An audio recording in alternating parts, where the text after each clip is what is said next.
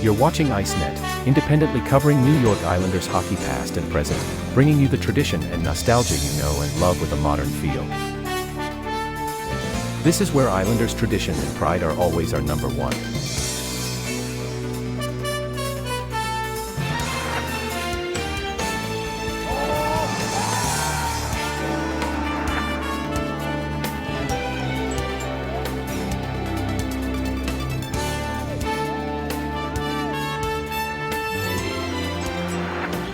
Built by passion for the orange and blue.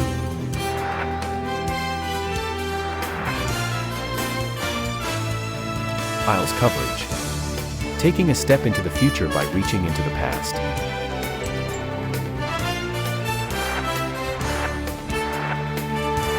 ICENET. Dynasties live here.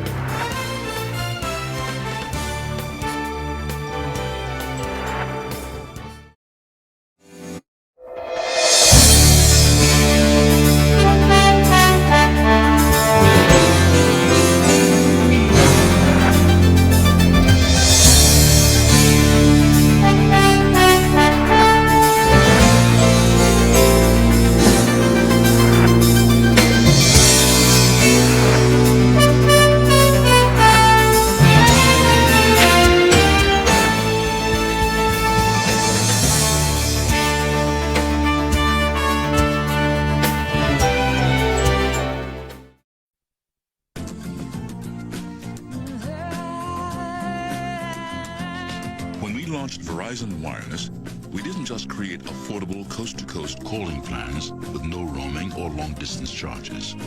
We created an entirely new kind of wireless communications company. Single rate, only from Verizon Wireless. Join in. At Geico, we're always looking for faster ways to process your car insurance claims. One idea, airlifting claims adjusters right to the site of the accident. We're over the target. I don't see the car. It's that little black dot. They're all little black dots. Unlock. Oh, your laptop.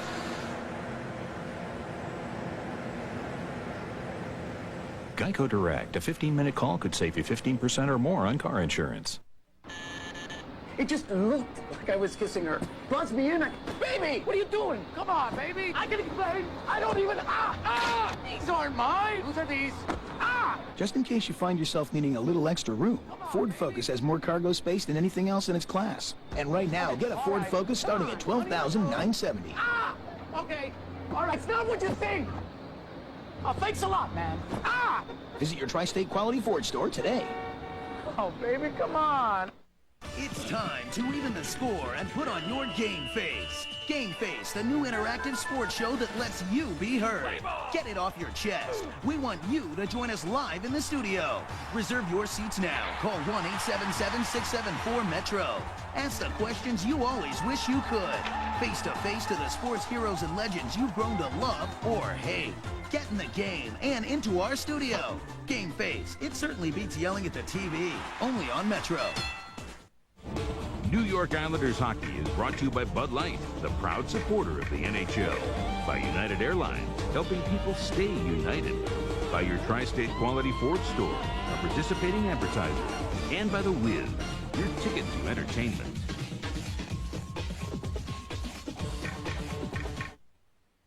Back at Nassau Coliseum, it's the Pittsburgh Penguins and the New York Islanders. The Islanders come in having lost 7 straight at home. Another loss would make it 8, and that would be a franchise record. A loss or a tie tonight, and the Islanders would be assured of finishing with the worst record in the NHL this year and assure them of at least the first or second pick in the upcoming draft. So if there's a positive to be drawn from having little success, it is the high draft position the Islanders will once again enjoy as they head towards the next draft in the NHL. You know Mario Lemieux will not play. 15 power play goals for him this year. This power play has been excellent for Pittsburgh. They're 5th best in the NHL at almost 20% efficiency. and they certainly power themselves with it. They have 267 goals. That is second best in the NHL. A very dangerous team, the Pittsburgh Penguins, with or without Mario Lemieux. And as Chris Terreri mentioned just a couple of minutes ago, oftentimes teams will get up when the superstar is not available to play. And with Lemieux staying home in Pittsburgh, expect a little extra energy perhaps from his Penguin teammates here playing without him tonight. As for the Islanders just hope to break up this 7-game home losing streak and get something positive going for this final week of the season. Now here's Howie Rose and Joe Micheletti. Guys? All right, Michael, thank you. Eddie Westfall will join us between periods as well from the Nassau Coliseum. These teams have split in the first 4 games this season. And this is Garth Snow, the 31-year-old, who has been around in the National Hockey League, Vancouver, Quebec, Philadelphia. Played on the United States Olympic team in '94, some years after Chris Terreri did for Team USA. That would have been in '88, right, with Mike Richter? I believe you are correct. 88, right? Was it 88? No, he was, I know he was 92. Terreri? Oh, Terreri. No, Snow was 94. Snow was 94. Yeah, no, right? I was talking Terreri about was Terreri. 88. Okay. Yeah. You're confusing me already. We haven't even started yet. That's pretty good. Mario Jagr, this is what we told you about before. Yeah, this was during the national anthem. Trying to get the hand and the wrist loosened up a little bit, and he starts on the right side. So we'll see with Jagr out there along with Jan Hrdina, number 38, Alexei Morozov, number 95. And on defense for the Pittsburgh Penguins, heading back is Frank Kuchera, number 26. And around at the other side, number 24 is Ian Moran, who's also been used on right wing by the Penguins. And the Islanders going with what's been a pretty good line for them lately. Good grinding line of Scatchard, Hyatt, and McCall. On defense, Eric Cairns, who just kept it away from Jagr there. And Chara. Offside called, Pittsburgh blue line. On the matchup again with Jagr on the ice. Every time he's out there, of course, Lorne Henning is going to try and keep both Chara and Cairns out on the ice against him to play a physical game. And that's the one thing that Lorne Henning has done since he has become the head coach of this team. He's switched up his defense pairings depending on the team he's playing against. Sometimes he's had Kenny Janssen and Hammerlick together. Sometimes he'll split up the other players. And there's Jagr. He's already seems to be in some pain. I wonder how long he's going to be in this game. I think he wants it frozen again. See that little signal he made? He's got this little smell. He's got this little spray. He can spray on the injured area that'll numb it. They used to call that ethyl chloride. They'd spray that on a part of, I don't know if it's a different substance now than it was then, but they'd spray that on a baseball player who fouled the ball off his foot. Yeah, there it is. You're trying to freeze that area, try and take away some of the pain. Garth Snow fields the dump in. Kasparaitis lost it briefly to Mark Parrish. Lapointe, Parrish, and Connolly. The Islander forward line, Alexei Kovalev slips one along to Straka. Martin Straka peeling back at center. Being chased by Parrish, who just about got him loose. Kasparaitis then takes the spill. Lapointe being worked over by Kasparaitis, who lost his stick in the exchange. And now Lapointe gets it back. Kasper loses that glove again. Now Connolly flings it behind the net. Snow bats it into the corner. Straka bumped by Lapointe. And Robert Lang starts ahead. Boy, he's had a good year. This whole line has been terrific for the Penguins this season. Lang, Straka, and Kovalev. Yeah, and Straka, no one really talks about him all that much because of the great year Kovalev is having, his best year ever, and then Lemieux coming back, of course, and Jagr leading the league in scoring, and Straka is third in the league in scoring. He's having just a tremendous season. Well, clearly, that's the best, quote, second line as Sierkowski fires wide and almost clips Paul Stewart. Stewart tried to jump. Tried to jump. Everything went up in the air except his skates. They stayed on the ice. Just like when he played. So I've heard. He had air, and the knees were bent, the waist was bent, the arms were moving upward to try and lift himself and create some torque. But when it finally happened, his skates wouldn't leave the ice. He got hit in the foot. He is a piece of work. And also one of the nicer and most charitable officials in the entire National Hockey League. Here's the shot. It'll come well wide. Watch Stewie here. Look at him try and jump. They get off the ice. No.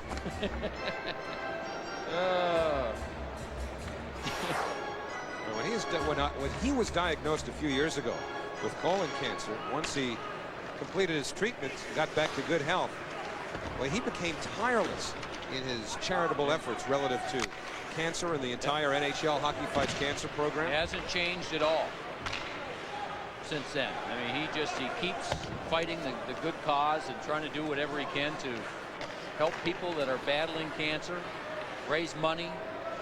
And you're right, he is tireless. 2:50 gone in the opening period as the Penguins break to center. Hamrlik takes care of Josef Baranek in the corner. Thrown across by Wayne Primo, picked off now by Coleman. A lead for Galley a little bit too far, and this will cost the Islanders an icing. They'll bring it back 3:08 into this first period of New York Islanders hockey, which is being telecast in high definition. And that is presented by Panasonic, just slightly ahead of our time. Well, that man right there is trying to get back in the good graces. Not that he was on it, but when he got hurt back on February 7th against Philadelphia, pulled the groin. This is his first game since then. And of course, they made the trade at the deadline, and they acquired Hedberg as the backup tonight, who has played very, very well. And so Snow is finally getting an opportunity to play. Now, when you look at these goaltenders on Pittsburgh, and Aubin is the other one who hasn't played well, or as well as I think most people were hoping. But Snow is the only one of the three goaltenders that has any playoff experience at all. And so it'll be interesting to see what Pittsburgh does going down the stretch. And there's only 4 games remaining for them. You know, Snow plays well a couple. Will he start the playoffs? Right now, I think everyone's leaning towards Hedberg. Well, let's watch this line matchup right here. You've got the Penguins' fourth line with Tibbetts, Oliva, and McKenna. 3 big boys who love to mix it up. And the Islanders have their fourth line of Martins, Berube, and Webb. And you knew there'd be some thumping pretty soon after they dropped the puck with this combination. Yeah, I think Tibbetts let up a little bit on Webb because the linesman was in the way. I think he looked up, saw the linesman right there, and kind of held up on really taking Webb hard into the bench. Here's Janssen joining the play, trying to get around Kasparaitis, who actually put the puck on his own goal. Tried to sweep it away, and then Snow had to make a save. Penguins come back. This is Morozov, number 95, flinging it off the skate of Eric Cairns. And Berube shoves one ahead from a call.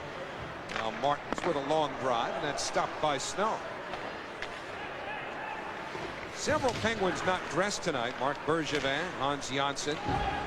Johnny Lockinen's been hurt. Kevin Stevens, and of course Mario Lemieux. As Ivan Alinka, the coach of the Penguins, starts to rest some people as we hit the final week of the regular season.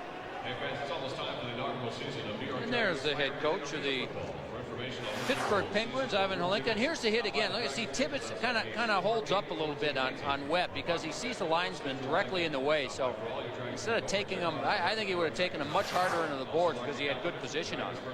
And that man right there, guess what system he put into place a couple of weeks ago? A left wing lock. He's been trying to get his team to play better defensive hockey. In fact, Marc Bergevin, who was not dressed in this one, you know, was very adamant a couple of weeks ago, saying that this team, we're not going to do anything in the playoffs unless we start paying more attention to the defensive side of the game. Quit giving up 3-on-2. So Ivan Halinka went in before the New Jersey game. Remember when New Jersey had won 13 in a row, and said, here's what we're going to do in this game. We're going to play the left wing lock, and they did. They played it to perfection. They beat New Jersey. And even though it's still a work in progress, they feel that they're going to have to play this better defensive hockey overall. McCall, a shot from a sharp angle, and he scores. Bill McCall puts the Islanders in front 1-0.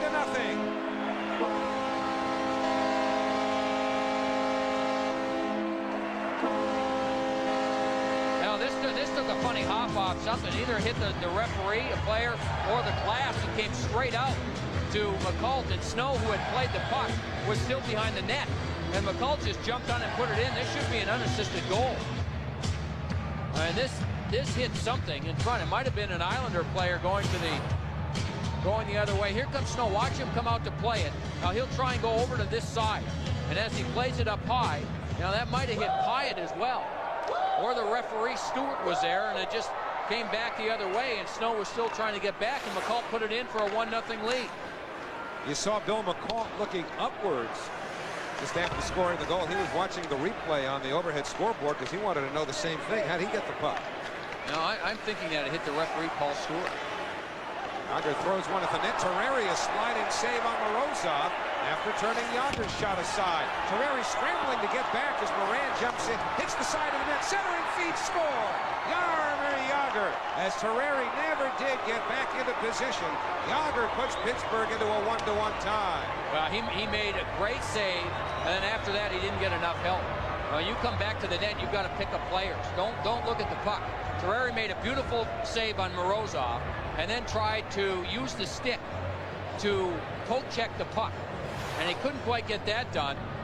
And here comes the play again as it ends up back in front. Watch the save he makes right there. Beautiful save. Now he's out, and now he just tries to poke check the puck, and Hrdina does a good job. This shot will hit the side of the net, and again Terreri slides over. Thought he was going to have to make the save, and everyone forgot about Jagr.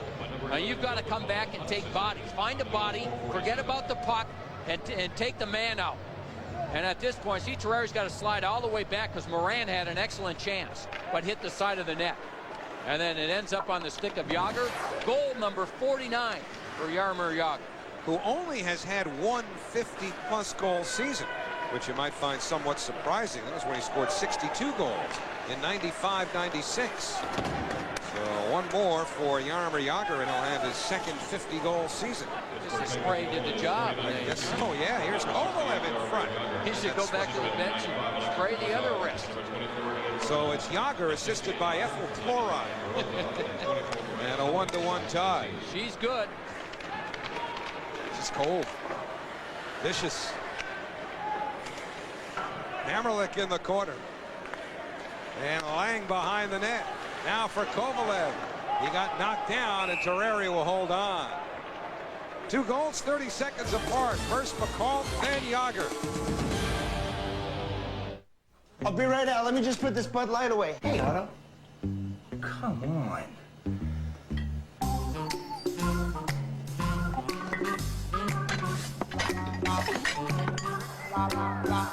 Honey, where's Otto?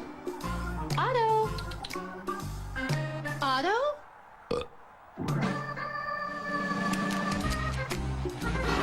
For the great taste that won't fill you up and never let you down, make it a Bud Light. The wonder of it all. Take a chance, make it happen.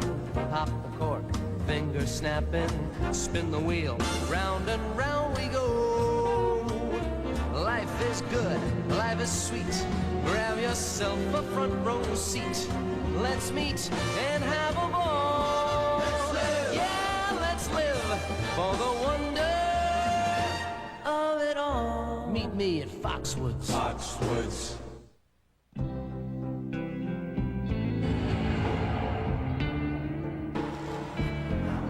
To all the weekend warriors who push themselves to the limit, the sports medicine experts and orthopedic specialists of Continuum Hospitals are thankfully here to help.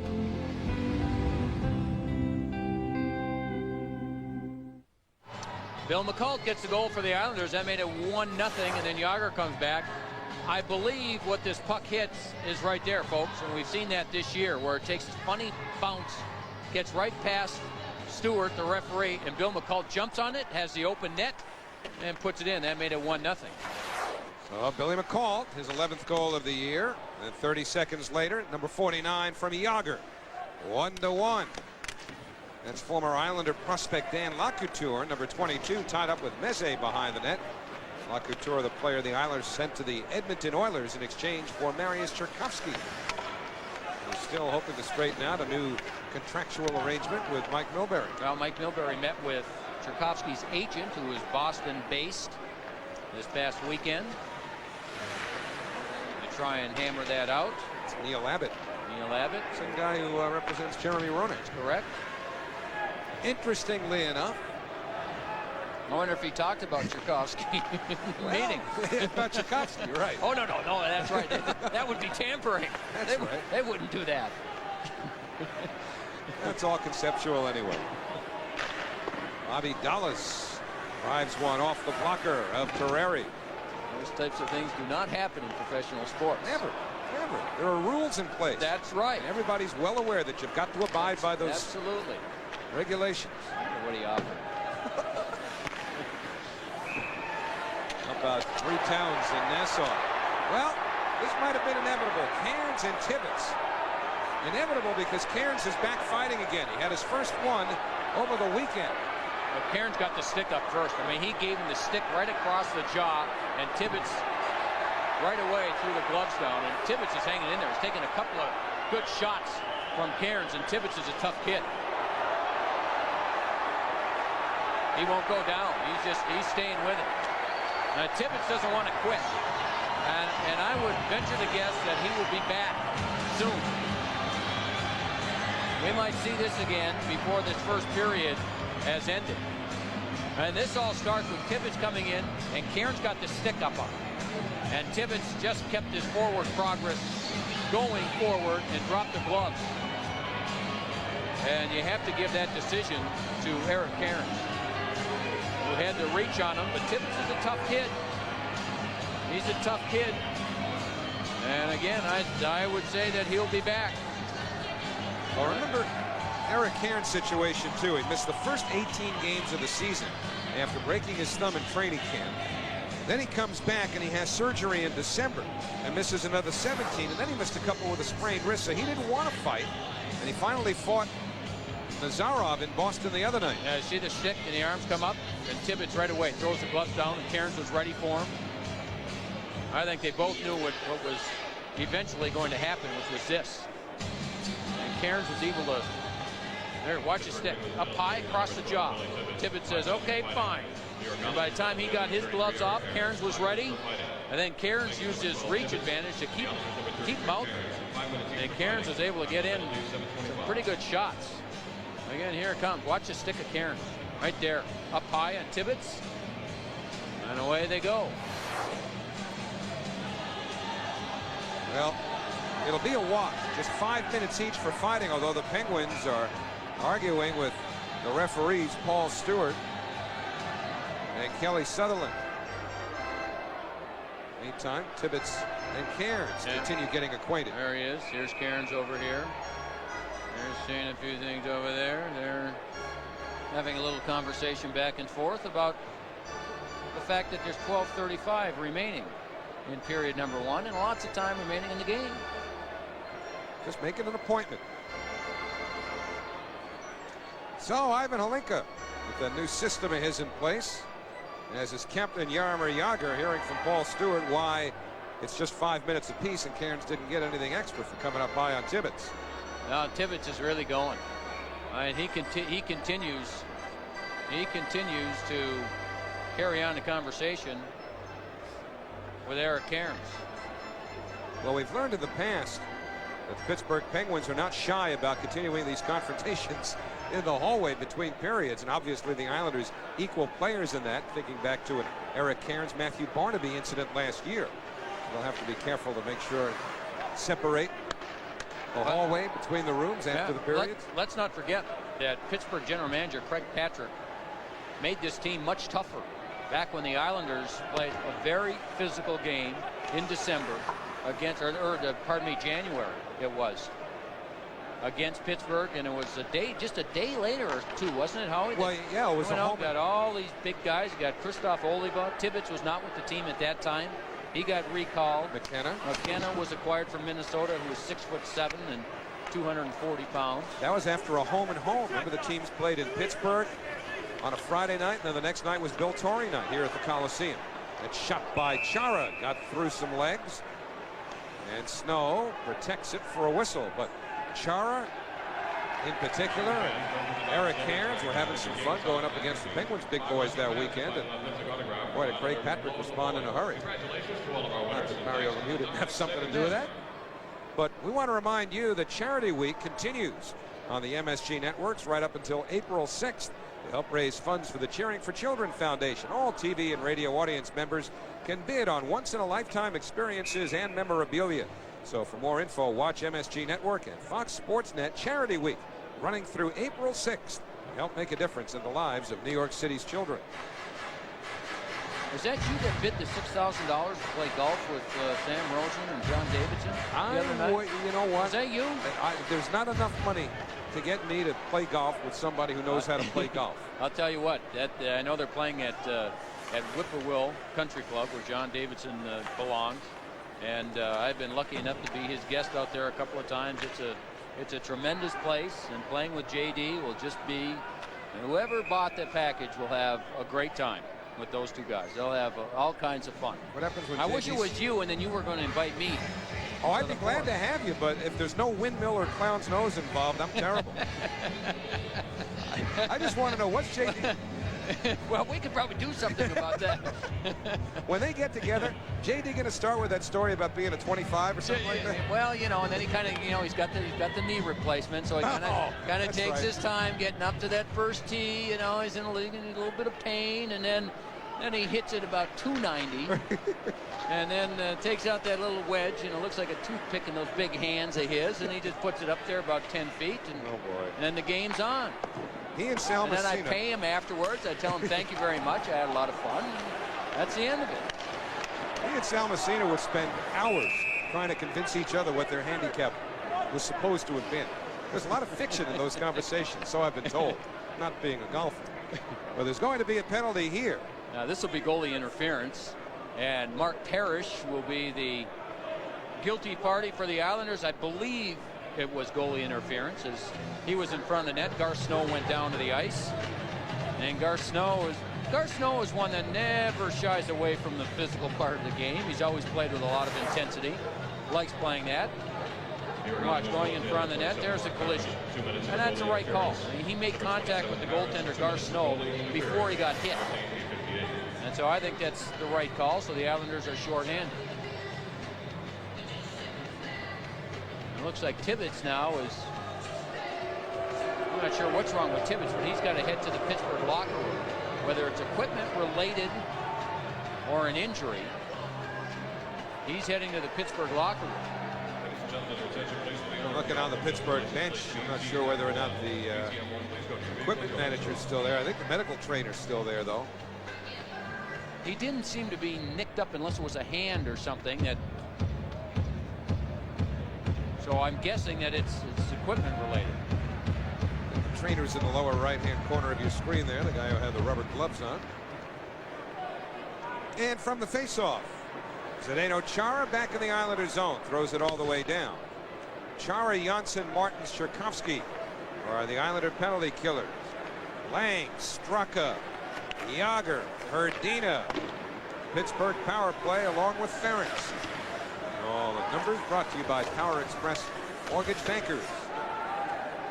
Sherkovsky with Martin scooting ahead with him. Marius challenges Straka, who is back covering. But here's Jagr the other way. And he made a move at the blue line, and that forced the play offside. And Kovalev is not out there to start this, even though, remember, Kovalev had a 3-game suspension. And this Pittsburgh team, their power play, for the most part, plays with 5 forwards, with Kovalev back on the right point. But with him being suspended and missing 3 games, they had to find someone else to play back there. They used Hans Janssen, good young defenseman who's out because of a bad elbow right now. And Janssen was back there shooting the puck. And to start this, Straka is still playing defense, but as you mentioned, Howie, number 7 is Ferentz. He's back there on the point instead of Kovalev. He is a defenseman by trade. Islanders don't get out. Lang with Jagr has it slapped away. Herdina recovers, lets it go. Kick save, Pereri. Herdina hit by Zdeno Chara. Paul Stewart just had a scamper out of the way of the oncoming Lapointe and Jagr. And it's Jagr winning the puck behind the net. Setting up Ferentz. Minute left to the power play. Andrew Ferentz with a shot slapped away by Janssen, who clears. That's a great play by Kenny Janssen. Great play. Knew exactly where the man was he was covering in front, but still kept his eye on where the puck was and was able to just slap it out as the shot came towards the net. Primo gains the blue line. Off to Jagr. And now Straka with his feet tees it up. Kovalev on the ice now. Here he is drawing 2 Islanders towards him. So he moves it to Jagr, who returns it to Straka. Down low. What a setup, but Primo missed. Gorgeous passing play. Primo fails to finish. Now it's Jagr, 23 to the power play. Kovalev pressured by Lapointe. Straka for Jagr. He shoots it. He missed upstairs. Now Lang in the corner. Robert Lang as the Penguins spread it out, closing 10 to the power play. Primo almost gave it up to Hammerlich. Now gets it back from Jagr in front. Primo whacking away. It's still loose. Hammerlich just did get there ahead of Jaromir Jagr. Parrish out of the box just in time to intercept the pass, and he headmans to Connolly. Connolly into the Pittsburgh zone, down low. Parrish just took a little tug as he went to the net, but Hammerlich gets it back. Now he goes the other way looking for Parrish. Straka got to it first, and it's Jagr flipping it out to center. Gary Galley gathers it back in.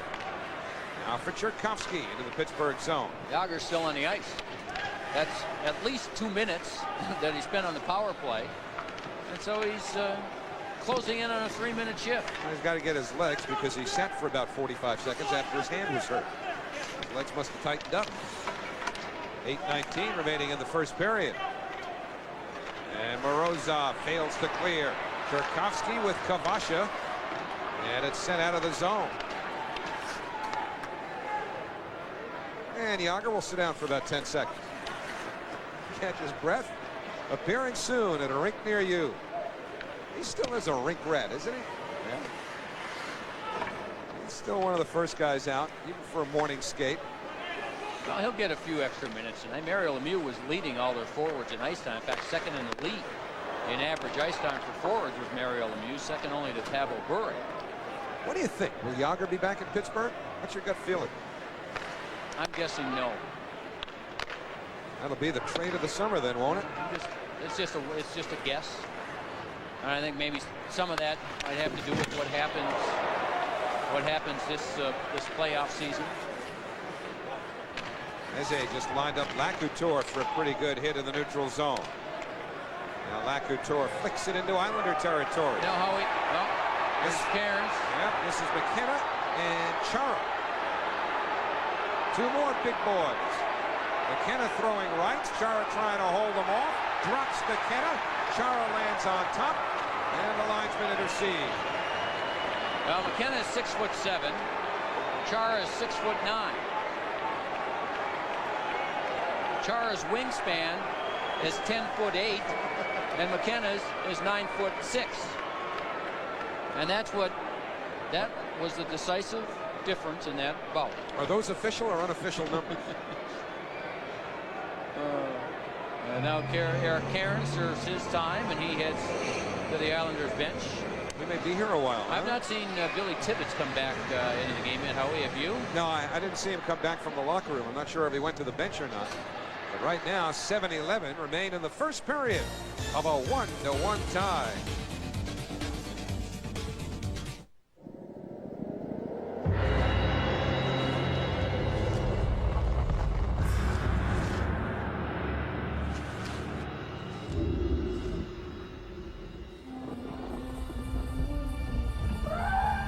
Dreyfus presents a continued tradition of tax-smart investment solutions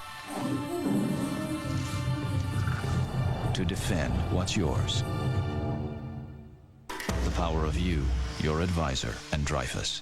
Fox News Channel, the most powerful name in news, giving you the power to decide. Special Report with Britt Hume, powerful on politics. The Fox Report with Shepard Smith, powerful information. The O'Reilly Factor with Bill O'Reilly, powerful confrontation. Hannity and Combs, powerful debate. The Edge with Paula Zahn, powerful perspective. The most powerful name in news, Fox News Channel. We report, you decide.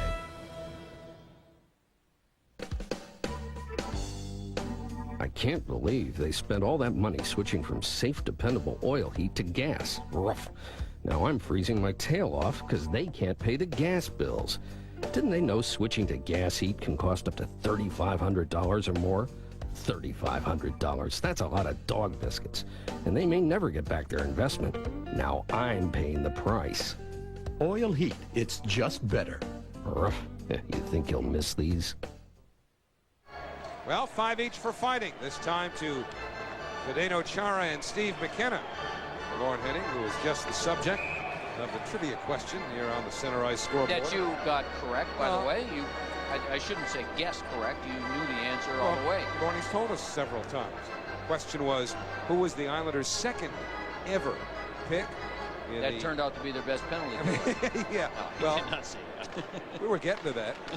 It was about their first amateur draft ever. The first summer the Islanders were in business, 1972. Billy Harris was #1, and Lorne Henning was #2. Billy Harris got traded for Butch Goring just before the trade deadline of the year in which Lorne Henning would assist on the Islanders' Stanley Cup winning goal from Bob Nystrom. Here's Lang, robbed by Gary Galley as he tried to get one across to the streaking Strucker. Kovalev puts it off of Connolly. And Tim Connolly flings one up the right side. Kasparaitis stepped up on Parrish. And Snow back to play it. Decides to leave it for his defense. Load the point. Really stepped into Bugner, who returns the favor. Getting a piece of a point from behind, and then Bugner shoots it out of the zone. Oh, you know, there's been some battles in front of net, in front of both nets. And Paul Stewart is letting those teams battle, and that's good. There should be battles in front of the net. That's where the wars are won. Boy, Stewie, let him go. Here's Jagr to the net. He's in, and he's stopped by Terreri. Big move by Jagr. Big save by Chris Terreri. And Terreri's looking up at Morozov saying, I'm not sure where it is either. What a move by Jagr. And now they find the puck somewhere in those pads. What a move by Jagr. And Cairns was coming from the other side and slid. Watch the strength coming up. 38 is Herdina. Now watch the strength here and watch Cairns come sliding by. And Jagr just took it inside, fighting off Taylor Pyatt, who's 220 pounds, and then gets that kind of shot. And Terreri makes the save, and we had him. Here it is again. We'll see Terreri's reaction after that, but great opportunity. Now Terreri's not sure where the puck is. Puts the legs together, still looking around. Well, Jagr was in possession for number 50. Terreri denied it. And now Snow will leave it for Dulles. Jagr looks like he just wants to get that over with, doesn't he? Get to 50, get that over with, and then just continue to work on the scoring title. 6 points ahead of Joe Sakic coming into this one. He's added 1 point on the goal to make it 7, pending whatever Sakic might do tonight at home against the Edmonton Oilers. Herdina for Dulles. The drive, kick, save, Terreri. And the puck cleared all the way down. Islanders will be hit with an icing here as Ferentz touches up with 5:19 remaining in the first period of a 1-1 tie. Why don't you get us something to cool this fire down? I got just the thing.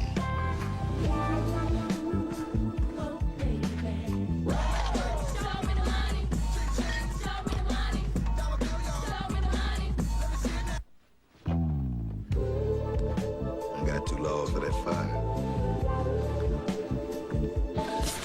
For the great taste that won't fill you up and never let you down, make it a Bud Light. That's not that bad.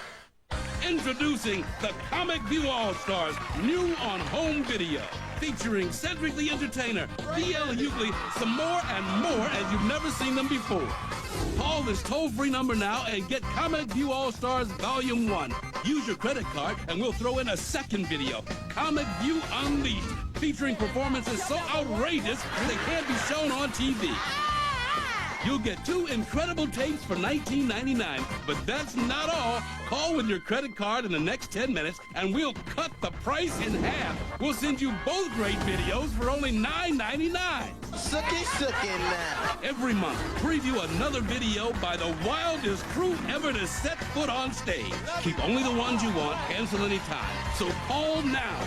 Call 1-800-956-6622 to order Comic View All-Stars for only $9.99. Use your credit card and get a second video free. Call now.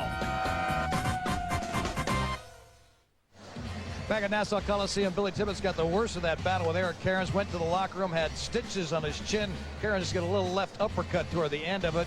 He'll be back to play. And Bill McCall is the only goal for the Islanders tonight. Talking to him before the game, he was talking about what he does to prepare his stick. He likes to use athletic adhesive tape around the shaft, all the way around it.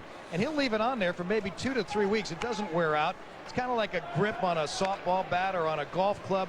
A little bit of a ridge to it so he can grip it a little bit better. McCall likes to do that to get a better feel for his stick as he uses it night in and night out. Howie, back to you.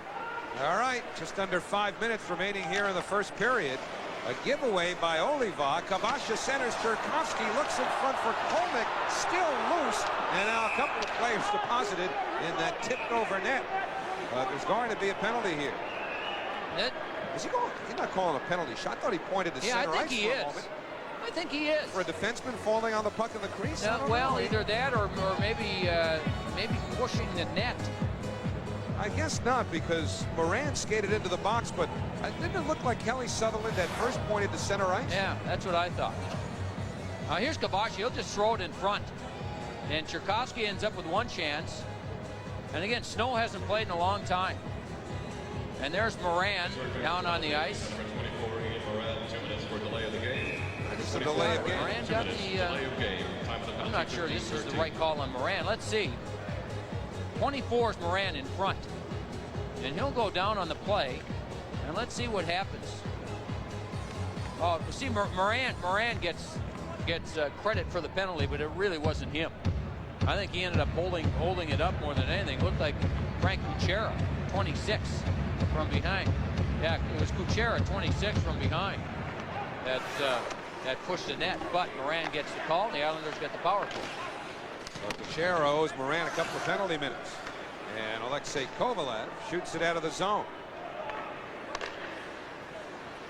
Tchaikovsky throws it right back into Pittsburgh territory. Kovalev, Bugner, Kasparaitis, Straka, and the Penguins now completing a change, so we'll pick up the revised Pittsburgh Penguin penalty killers here. Lacouture up front now with Lang, and the defense are Ferentz and Bobby Dallas. For the Islanders, Hammerlick and Janssen have the points. Tchaikovsky, Connolly, and Kolnick are the forwards. Here comes Tchaikovsky.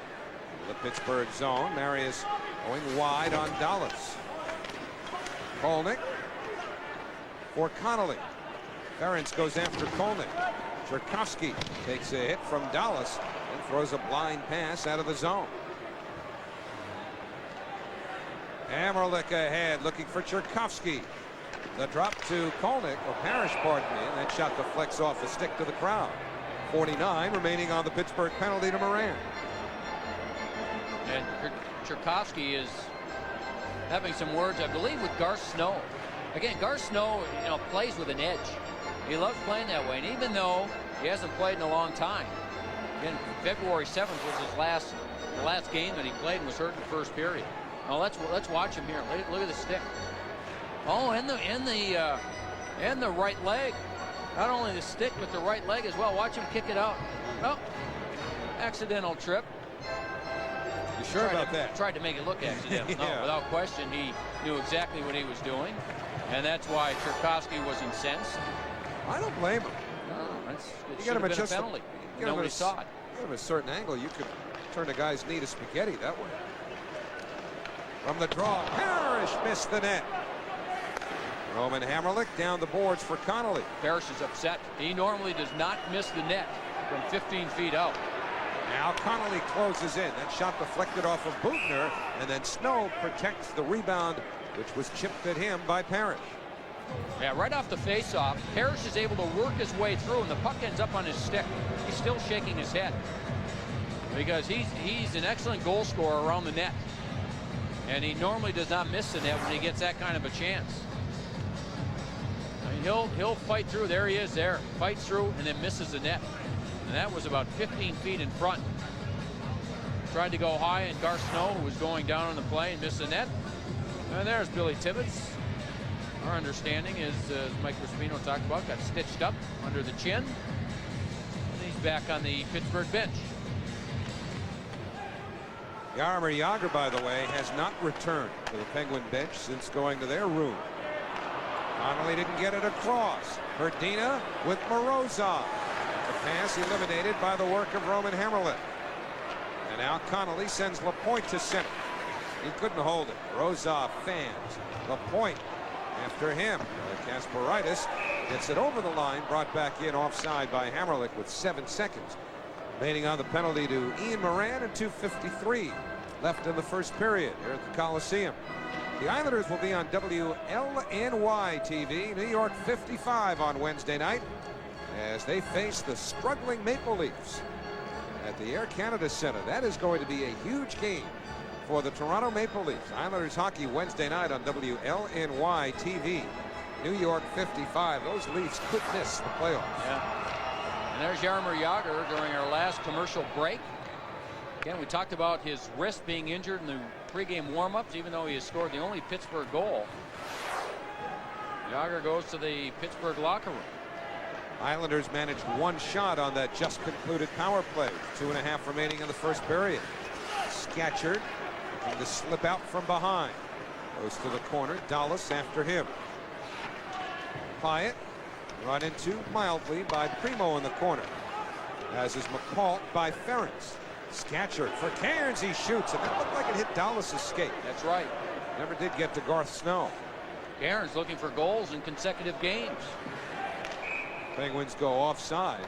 The first goal that Cairns scored this year was in an emotional win for the Islanders a couple of weeks ago in Pittsburgh. Remember the game when the Islanders lost 2 defensemen, Branislav Meze and Roman Hamrlik? Right. And for the last half of the game, the Islanders were down to 4D, and Cairns, one of those 4, eventually hit the empty net. And then his first goal of the year with a goaltender happened in Boston on Saturday night. But to Eric Cairns, the one against Pittsburgh, even though it was an empty netter, was as big as the one in Boston. Speaking of Boston, every game, of course, important now for the Bruins, as are the games for Carolina and Toronto. Boston is leading. They're playing Montreal tonight. They lead 1-0 in the first period. Wouldn't it be something if the Bruins and the Carolina Hurricanes make it and Toronto finds themselves out? That would be unbelievable, wouldn't it? Oh, they are. With everything that's gone on in Toronto, they made a lot of changes in the offseason to try and get tougher. And that puck goes over the glass, shot around by Terreri, but it did nick the top of the glass and go off. But the fact that Toronto and everything that's gone on there, Eric Lindros situation, the team went out, they got Gary Roberts and they got Shane Corson, signed those players, unrestricted free to get tougher to be able to compete better in the playoffs. For them to miss at this point would be maybe the biggest news of the year. The Bruins are 9th in the conference with 82 points. That's 1 fewer than Carolina, but only 4 fewer than the Maple Leafs. And the Bruins have 1 extra game to play. They've got 4 left. Toronto has only 3. And pardon me, it would not be the biggest news of the year. Mario Lemieux is the biggest news of the year. Maybe the biggest team news of the year. Yes, we've almost taken that for granted already. We've gotten so used to seeing 66 back out there, even though he took tonight off. He dominated that game Saturday against St. Louis. St. Louis led that game 3-1. Pittsburgh had 8 shots on goal through 2 periods, and Mario Lemieux single-handedly took over that game on Saturday and won that game for Pittsburgh 5-3 to clinch a playoff spot. And Eddie Johnston, who has been around, was the GM and coached in Pittsburgh, and talked to him before the game. He says that's the best he's seen Mario Lemieux play in 10 years. The things that he did in that game, he said, just unbelievable.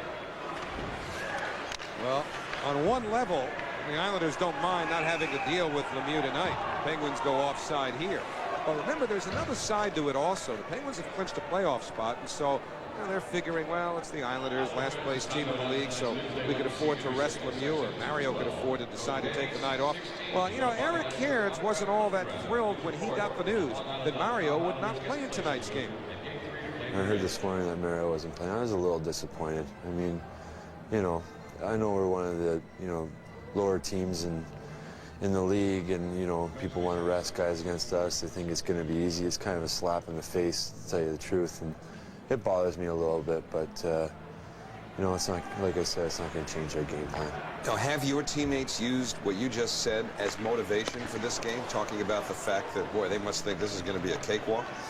No, well, I haven't really got to talk to too many people, but I just heard it myself, so I'm sure we're going to use that before the game, though. We're going to, talk about it, like, it is kind of an annoying thing, a little slap in the face test. So I mean, we need to get motivated, and that's one of the things that's going to help us. Howie, I don't think that Mario Lemieux decided to take this game off because it was the Islanders. I think the fact that they clinched a playoff spot, and he said earlier that he was going to play the rest of the games, or at least until they clinched a playoff spot. And the fact that Pittsburgh now does not play for they've got 4 days off after this game. So why not? You know, why not rest Mario Lemieux at this point? And you know, from Eric Cairns' position, I mean, as a competitor, especially him going against Lemieux in the great battles that they've had, you know, it's a real challenge, and players look forward to that. And that's one reason why he's disappointed. I don't think Mario Lemieux at all decided to do this because it was the Islanders, the 30th place team in the league. I think it happened to be because of the schedule. They clinched the playoff spot, and maybe because they play a little bit more physical against them. Well, pretty good first period here, and it was physical.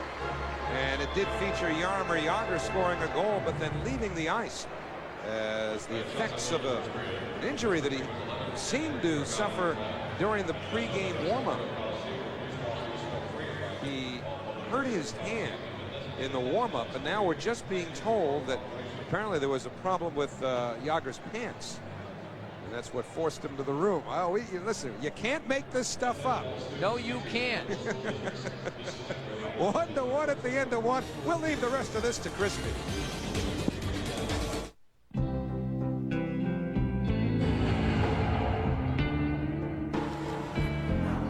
To all the weekend warriors who push themselves to the limit, the sports medicine experts and orthopedic specialists of Continuum Hospitals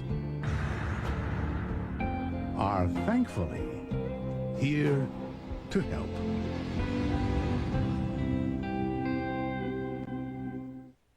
Simply the best. Michelle Kwan, Brian Boitano, Elvis Stoico, Nicole Bobek, Todd Eldridge, Victor Petrenko, and more. The world's best skaters, live like you've never seen them before. Don't miss John Hancock Champions on Ice. Coming to Nassau Coliseum. Tickets go on sale this Monday.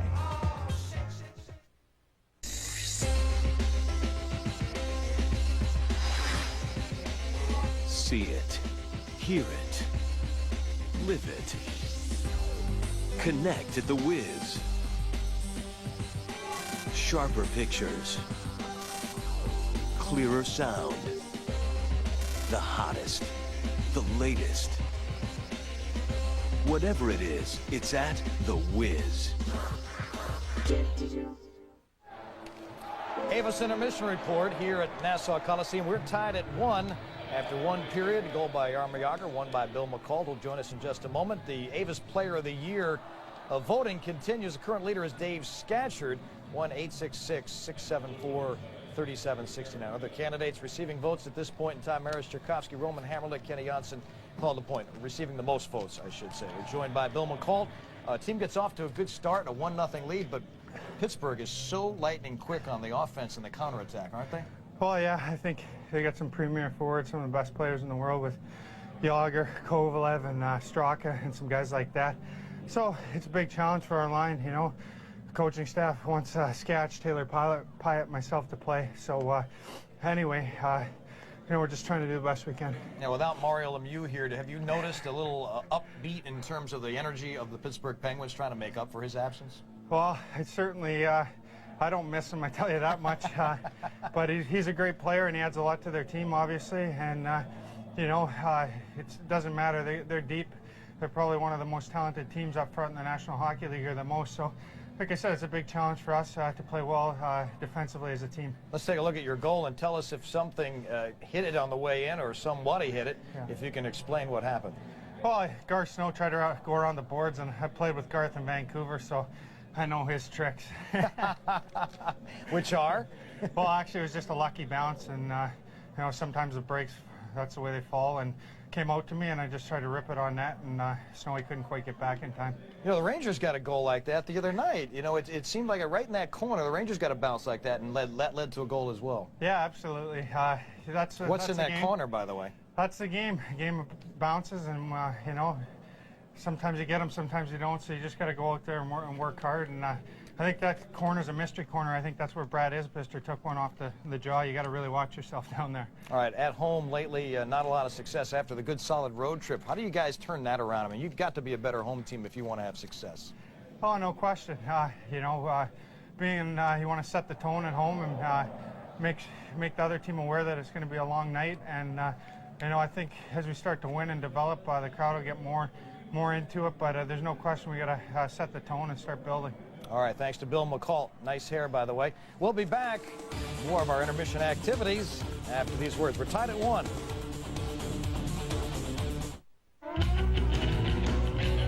Some people have a passion for driving. One such person is engineer Chris Marr. For the all-new GMC Yukon XL Denali, Chris and the team paired a 320 horsepower V8 to full-time all-wheel drive for a mix of power and agility found in no other SUV. To quote Chris, who says you can't teach a big dog new tricks? Introducing the GMC Yukon XL Denali.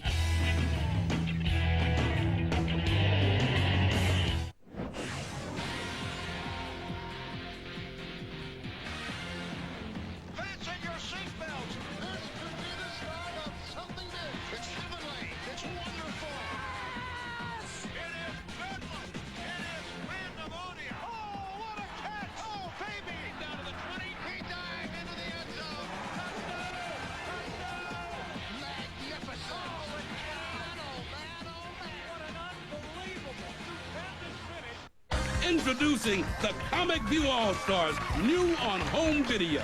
Featuring Cedric the Entertainer, D.L. Hughley, some more and more as you've never seen them before. Call this toll-free number now and get Comic View All-Stars Volume 1. Use your credit card and we'll throw in a second video, Comic View Unleashed, featuring performances so outrageous they can't be shown on TV. You'll get 2 incredible tapes for $19.99, but that's not all. Call with your credit card in the next 10 minutes, and we'll cut the price in half. We'll send you both great videos for only $9.99. Sookie now. Every month, preview another video by the wildest crew ever to set foot on stage. Keep only the ones you want, cancel anytime. So call now. Call 1-800-956-6622 to order Comic View All-Stars for only $9.99. Use your credit card and get a second video free. Call now. Your defending Eastern Division champion Metro Stars are a favorite to go all the way in 2001. Don't miss out on an exciting season of affordable family fun and entertainment. Be a part of high-flying Major League Soccer action as the Metro Stars make their run at the MLS Cup. Catch the Metro Stars on Saturday, April 7th versus the New England Revolution. Game time 7 p.m. at Giant Stadium. The first 10,000 fans receive a Fabuloso team calendar and a Pepsi schedule magnet. Metro Stars Soccer, it's your game. We're your team.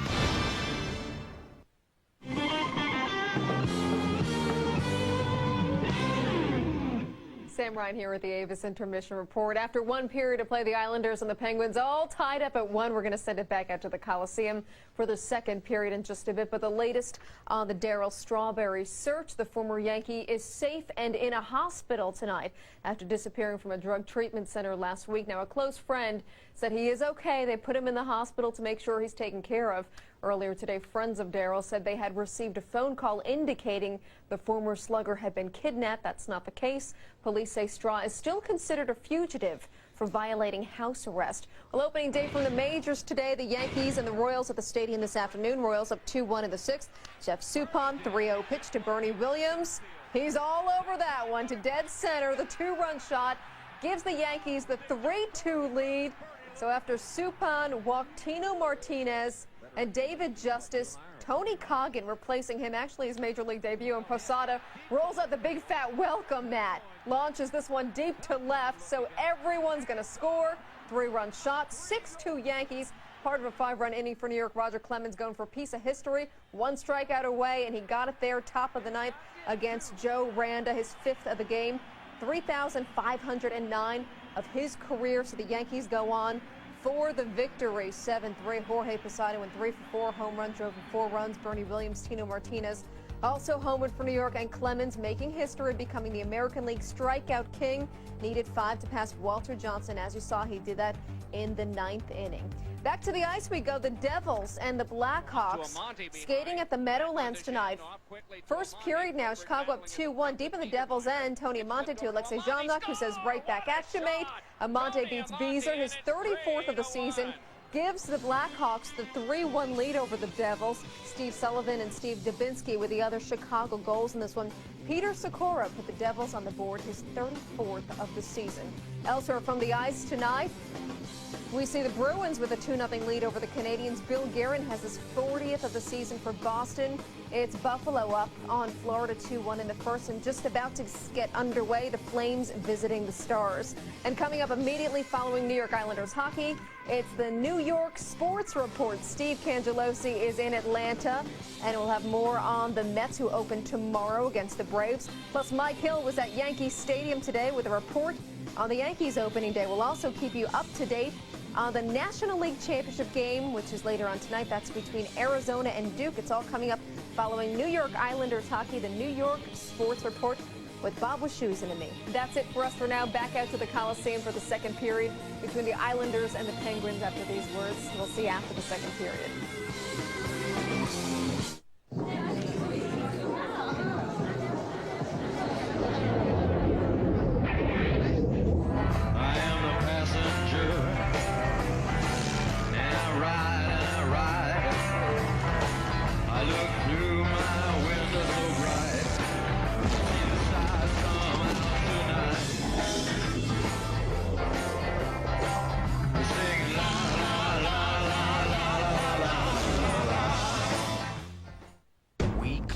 Messes.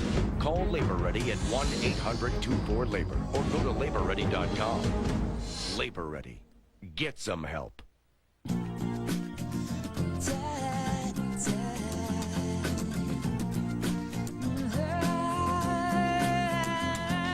When we launched Verizon Wireless, we didn't just create affordable coast-to-coast calling plans with no roaming or long-distance charges. We created an entirely new kind of wireless communications company. Single rate, only from Verizon Wireless. Join in. Log on to the coolest game. NHL.com lets you listen to every game live. Get breaking news, real-time scores, and the hottest video clips. Play fantasy hockey, check super detailed stats, and interact with other fans from anywhere in the world. The NHL.com network gives you access to every team's site. Customize your favorite team jersey and get cool NHL merchandise. Sir, you ordered this? Sure did. Cool. NHL.com. If it's hockey, it's here. You're watching Fox Sports Net. Jaromir Jagr won. The Islanders won. Avis Intermission Report continues. Mike Crispino, Ed Westfall. And I told you so in the pregame. Jaromir Jagr is a difference maker. The game is tied. If he needs $10 million, bring him on. Pittsburgh won't pay him. Absolutely. Islanders could use him. Jaromir Jagr is going to get 50 goals this year. He's got 49 now. Okay, you put him on this team right now, and if he got 30 goals, everybody would say, you're going to pay him $10 million, you're going to give him 30 goals, and you still don't make the playoffs? Why waste all that money? I like Joe Micheletti's idea. I think the same way. You take the money, you spend it on developing the young players, you develop the ones here. Yeah, they tried to do a little of that by getting some older players in here with some more experience. Didn't quite work out. They picked the wrong players? Well, yeah, a little bit. Anyway, you can't just get players because they're experienced. You got to know what their character is like, what their personality is like, and are they really the kind of player that's going to be interested in helping you not only play better but develop the young players. Now, I think we see that. That's scouting. We see that in Chris Terreri. I think we see that in Terreri, and maybe not in John Van Beesbrook. But how about the fan in the stands? Come on, give him something to pay it. Put the money down. Give him something to look at. If there's a game plan. If you bankrupt the payroll of this hockey club now with one player and they don't go anywhere, it's the same old, same old, same old. You can't do that. If you're going to be the Islanders of 72, they didn't plan on being in the playoffs for at least 5 years. They made it in 3 because they had a game plan and they stuck to it. They didn't waver from it, and they brought in guys like me. I knew it was coming around to him. But it's been seven years. No, J.P. Parisi, going on 8. J.P. Parisi, 9 Drew years, and Bert 10 Marshall. years. There are no I can J.P. name off- Parises. Well, you there got- are no Ed West. Yes, there are. 10 years we're going to wait for a playoff You team? got to scout and find them. Oh, the premier of patience, Eddie Westfall, will be back. It just looked like I was kissing her. Draws me in. Baby, what are you doing? Come on, baby. I can explain. I don't even. These aren't mine. Whose are these? Just in case you find yourself needing a little extra room, Ford Focus has more cargo space than anything else in its class. And right now, get a Ford Focus starting at $12,970. Okay. All right, it's not what you think. Oh, thanks a lot, man. Visit your Tri-State Quality Ford store today. Oh, baby, come on. You have reached a gecko. You probably wanted Geico, which could save you hundreds on car insurance. Don't be embarrassed. Happens all the time. Have a nice day. Geico. A 15-minute call could save you 15% or more on car insurance.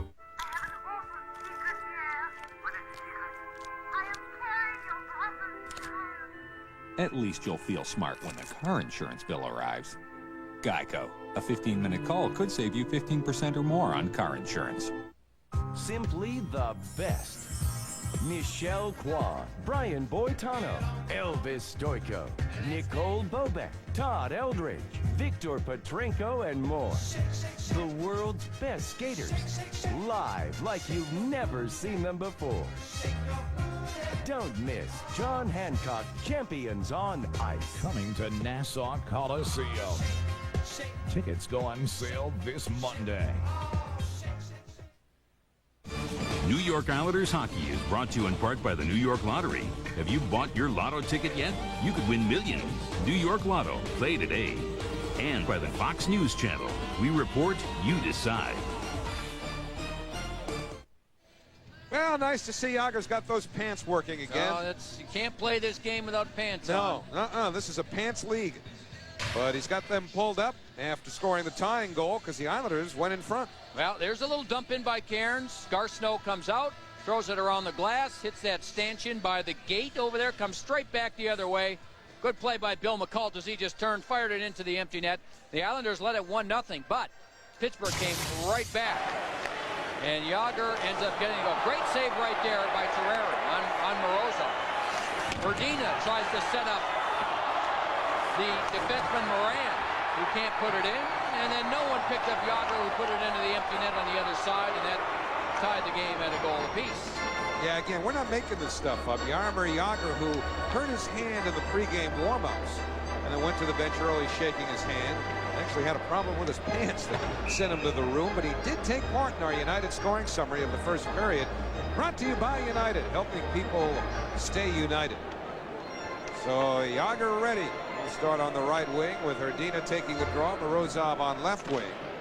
And Kuchera and Moran forming the Pittsburgh defense. Sketcher, Paul Hyatt for the Islanders. Cairns and Chara back. And it's Verdina throwing one all the way down, and just like that, the Penguins have iced the puck. 13 seconds into the second period, they'll bring it deep into the Pittsburgh zone. And there is the, it's like the three tenors, Joe. You got Pavarotti, and then you got Julio Iglesias, and then you got the other guy. Who's the other guy? Who was the second guy? It's Iglesias, Julio Iglesias, wasn't it? You're kind of mumbling that. Normally you enunciate so well. I'm not big on them. I can't recite their entire greatest hits album, but Verdina is to the Penguins what that third guy is to the three tenors. Julio Iglesias? Iglesias. Okay. Hey, you should appreciate that stuff. I don't think he's in that same league with Pavarotti, but if you think he is, that's Oh, fine. no, I know who it was. It was that guy who sang, the big fat Placido something or other. Domingo. That's it. Placido Domingo. Yeah, he's Portland. No, he's not as Portland, I don't think, as Pavarotti. That's another league altogether there. There's Jagr throwing one across for Cairns.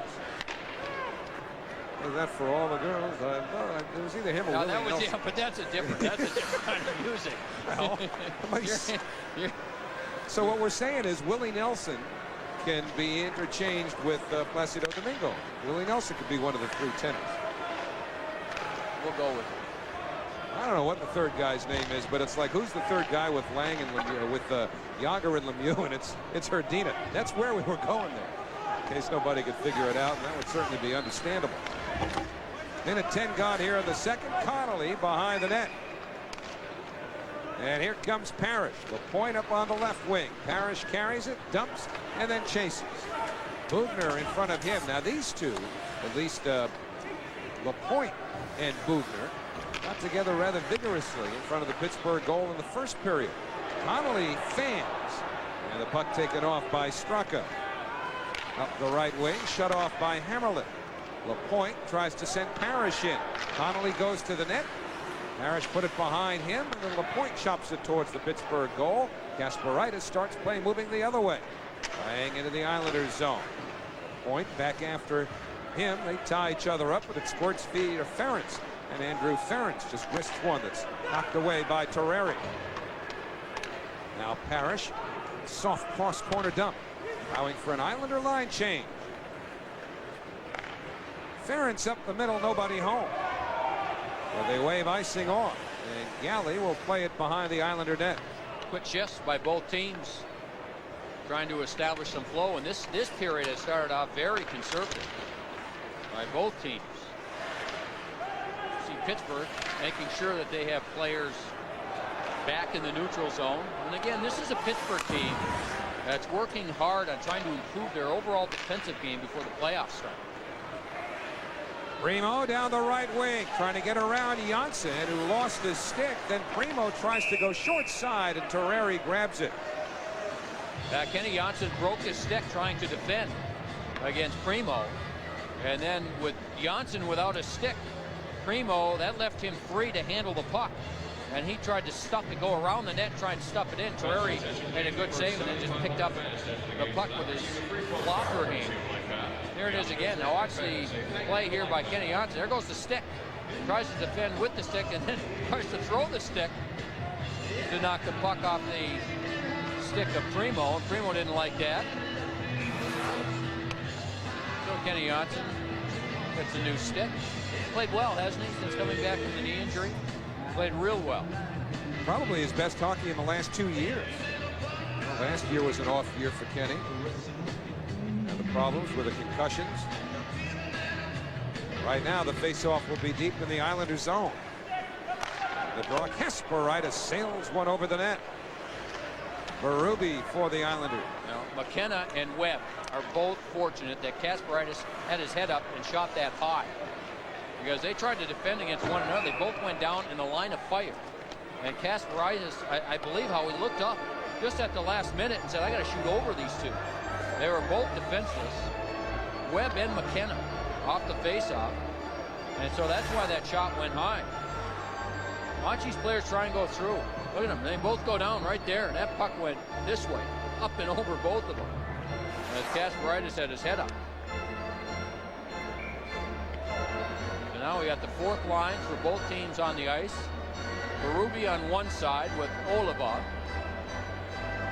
and Webb on the other wing against McKenna. Branislav Meze paired with Janssen on defense across to Kenny. And now Martins carries in. Oh, Kasparaitis went after him with a hip. Martins just got out of the way. Meze gets a stick on that pass intended for Oliva and plays the body on Oliva. I didn't mention Martins against Tibbetts on the faceoff. It was a joke. Little bit. I know it's been a long year, but it really has been. Torreri with a save there on Oliva. Yeah, Steve just works so hard anyway. Martins and Tibbetts. I know. I might try it again later. Well, Fan Appreciation Day is coming up here on Friday. Alan Hahn's got the Sharpie going. He's got crayons. He's got personalized pictures that he will attach to those T-shirts that will be given away courtesy of Newsday. So Fan Appreciation Day this Friday. Islanders and Ottawa Senators and all fans get an Islanders T-shirt courtesy of Alan Hahn and Newsday. There they are. Alan. For the battle. Right there.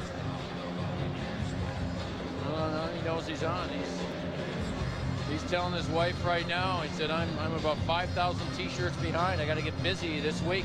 If the right hand goes to the forehead, then you know somebody's telling him, yep, they're setting you up for signing those shirts again. There it is. T-shirt right there, Alan Hahn. He said he got a bunch of emails. First time we mentioned it, said he got a bunch of emails the next day wanting to know Would he be able to personalize some of those autographs? Would he have that kind of time? He'll have that kind of time. We'll make sure of it. Barreri holds on. Might say this first period's been a little sluggish at the beginning. This is the second period, Howie. See what I mean? I'm just testing you. It's like that Martins and Tibbetts you were. thing. That's right. Well, you got me then. Well, next time Martins and Tibbetts are ready to go, we'll be prepared. This period was pretty good, actually. Moran winds it in behind the net. Jagr after it takes a shove from Eric Cairn. And now Chara works it up the boards. And it gets right to Scatchard. Scatchard with McCall. Scatchard shoots. He scores! Number 20 for Dave Scatchard. He's got the milestone he wanted. And the Islanders take a 2-1 lead.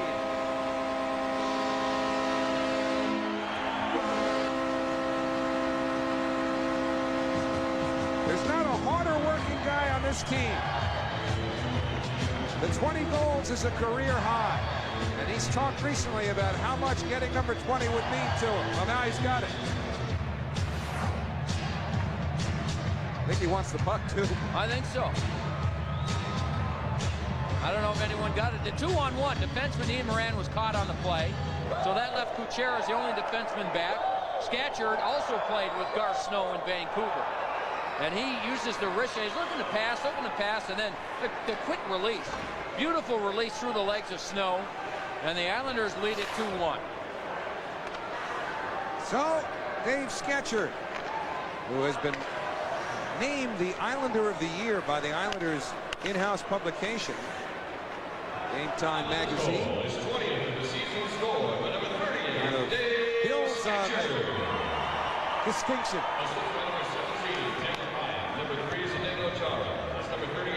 Chara picked up assists. Hey, Taylor Pyatt's got assists in 3 straight games now. Taylor Pyatt getting on the score sheet here towards the end of the season, even though it's been 43 for him since his last goal. No, but you know what? He's playing better hockey. I think he's fitting real well with McCult and with Scatchard. And they seem to have a real good feel for one another. And congratulations to him. I mean, if anybody deserves that to reach that plateau, it's Dave Scatchard, who was kind of, to a certain extent, cast away by the Vancouver Canucks, even though Brian Burke liked him as a player and told him so. Got a funny way of showing it. Well, yeah, but he didn't fit into the coach's plans, Mark Crawford. And so he wasn't playing much under Mark Crawford. And so Brian Burke did the next best thing, tried to make it, made a deal and moved on. Think about that deal. He did tell Scatchard how much he appreciates what he does and how he plays. And this is a nice milestone for him. Think about what's developed all around since that deal.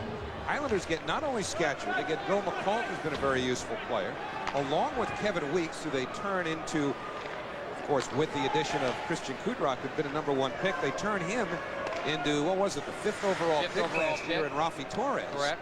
And, then you look at what's happened to Felix Potvin ever since then. Well, Potvin certainly struggled in Vancouver. Felix Potvin, though, for whom Scatchard, McCall, and Weeks were traded by the Islanders, he gets named the player of the month of the National Hockey League. And if the LA Kings get into the playoffs, I think Felix Potvin, hands down, the biggest reason why, along with the resurgence of Zygmunt Palffy down the stretch. At the time when Brian Burke made that trade within his own division, LA was out of the playoffs. Vancouver was solidly in the playoffs, but were healthy. And Felix Potvin he couldn't stop anything in Vancouver. The fans were all over him. He was making a lot of money, so Brian Burke was able to make a deal to someone who would pick up the entire remainder of his contract, which was about $800,000. And also, there's I believe, a conditional draft pick in there, which could be high now that they're doing well. And Felix Potvin has been terrific, and they play Vancouver tonight and one more time. And out of Vancouver's final 3 games, 2 are against LA, and they'll face Felix Potvin. You're right, they could knock him out of the playoffs. How good's Felix been in LA? 11-4-4 with 5 shutouts. Yeah, and he's working on back-to-back shutouts now as they go into tonight's game against Vancouver. We're rushing home to watch that one. Lang with a shot that's deflected. Kovalev trying to throw it in front, and Parrish just dumps it softly ahead for the Islanders. You know, you talk about bad luck to him. And Vancouver was having one of those years where everything was going right, but they were healthy, and then they lose their top scorer, Marcus Naslund, for the year, top goal scorer. I mean, he's a tremendous player. Broken leg, right? Yeah, broken leg. So they had to put a steel rod in his leg, so he's out. Andrew Castles has been out, their second leading scorer. I don't think he'll be back until the playoffs, if they make the playoffs. One of the Sedin twins was out as well. So they just can't score any goals. They cannot score goals. Gavasha puts one off of the leg of Kasparaitis. Now in behind, it's Kolnick turning on Bugner. In the help for the Islanders, Cherkovsky. Kasparaitis with a good hit on Gavasha behind the net. Yeah, and Howie, that's the Islanders too. I mean, they've had trouble scoring goals all season. You know, they were hoping for big years. Going to be a penalty to the Penguins here. There was a takedown of Kolnick in front. And the Islanders are going to go to the power play when we get back. The Islanders leading 2-1. Fox News Channel, the most powerful name in news, giving you the power to decide. Special report with Britt Hume, powerful on politics.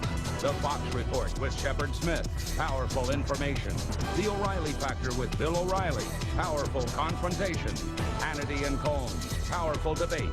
The Edge with Paula Zahn, powerful perspective. The most powerful name in news, Fox News Channel. We report, you decide. The wonder of it all. Take a chance, make it happen. Pop the cork, finger snapping. Spin the wheel, round and round we go. Life is good, life is sweet. Grab yourself a front row seat. Let's meet and have a ball. Let's live. Yeah, let's live for the wonder of it all. Meet me at Foxwoods. Foxwoods.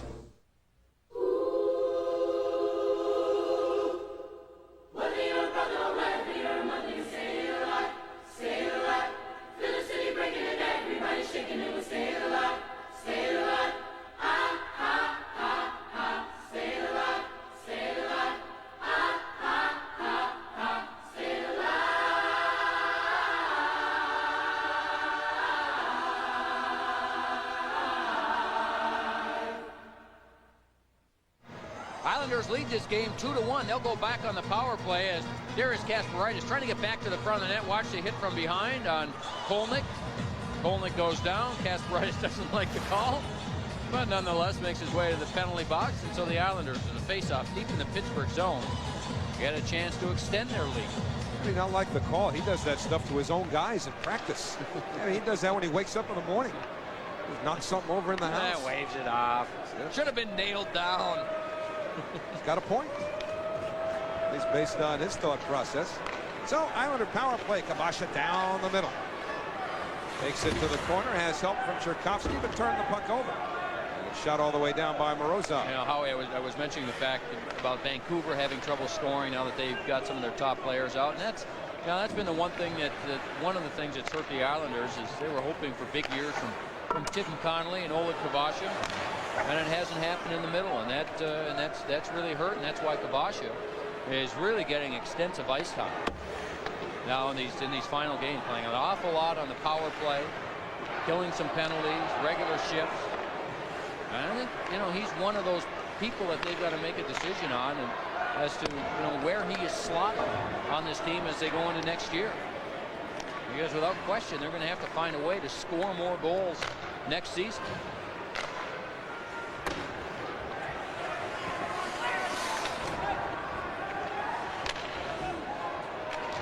Alexei Kovalev chips one ahead, gets it back from Primo. Now Kovalev working on Galley. Kovalev misses with a sharp angle backhander. And now Galley gets it back. 35 seconds left of the Kasparaitis penalty. Owed the point, checked by Moran. And Kovalev dumps it back off the board.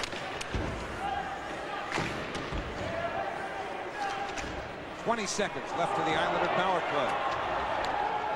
Yeah, Conley got hurt. He got hit by Kovalev. He's slow to get up. No penalty being called on the play.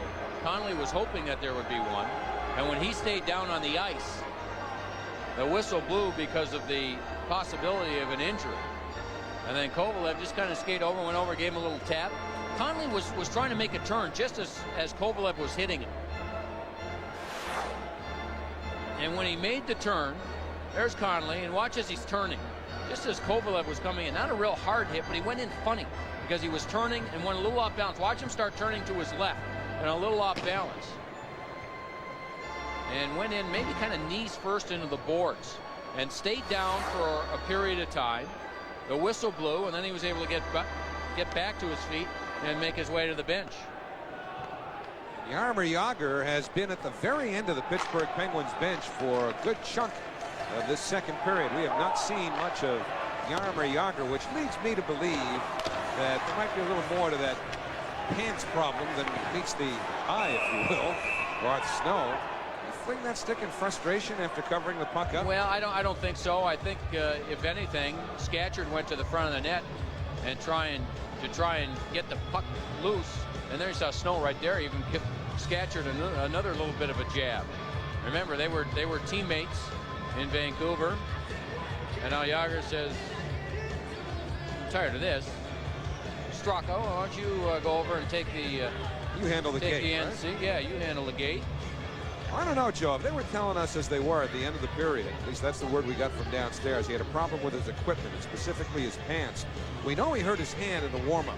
You saw him shaking his hand out and receiving some medical attention on the bench earlier. I don't know. If it's an equipment thing, you straighten that stuff out between periods. Considering how little Jagr's been out here in the second, I wonder if the hand is the bigger problem right now than the haberdashery. Kasparaitis out of the box. Throws one to the net. Terreri says no. Islanders had one shot. Well, that just concluded power play. Scatchard from Meze. Branislav Meze drives one hard off the end boards. And Snow gets some help from the officials, God bless him. And the puck winds up clear to the crowd. And here comes Jaromir Jagr for what's been one of his few appearances here in the second period, which is halfway through.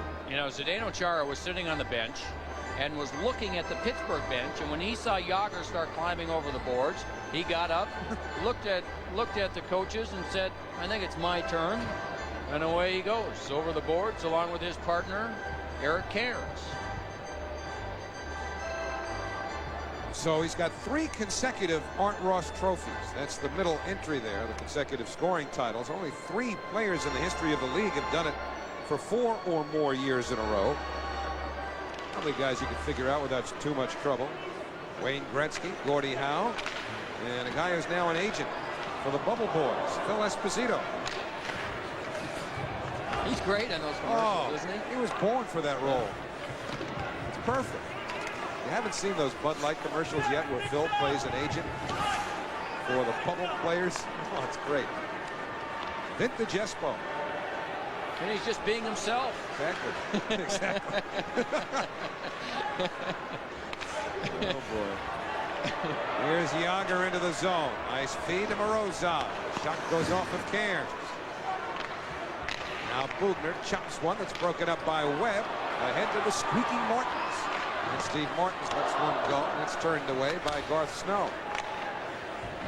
Webb gets together along the boards with Hrdina. Spins Webb around, and Bugner gets back to the puck. 9:23 remaining in the second period. Jagr with his 49th goal in the first period. One away from a milestone. It would be just his second 50-goal year in the National Hockey League.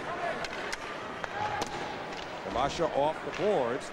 Didn't get it far enough away from Straka when the puck deadened, and Kolnick sends Kabasha ahead. Batted away at the line by Kuchera. Up comes Tibbetts. Now to Oliwa. Throws it in front. That's broken up. And back the other way comes Tchaikovsky. Play by Moran to force the turnover. And Oliva shoots it in deep. Terreri trying to play it to the corner. It hit McKenna. He centers, and Oliva's shot stopped by Terreri, who was never quite sure where that puck was. Ferrari was in good position to make the save, but then lost sight of it. And now Connolly just fires it off the boards. Good keep at the line by Ferentz. And then he blasts one off the glass, and it curls to the crowd. 8:25 remaining in the second period.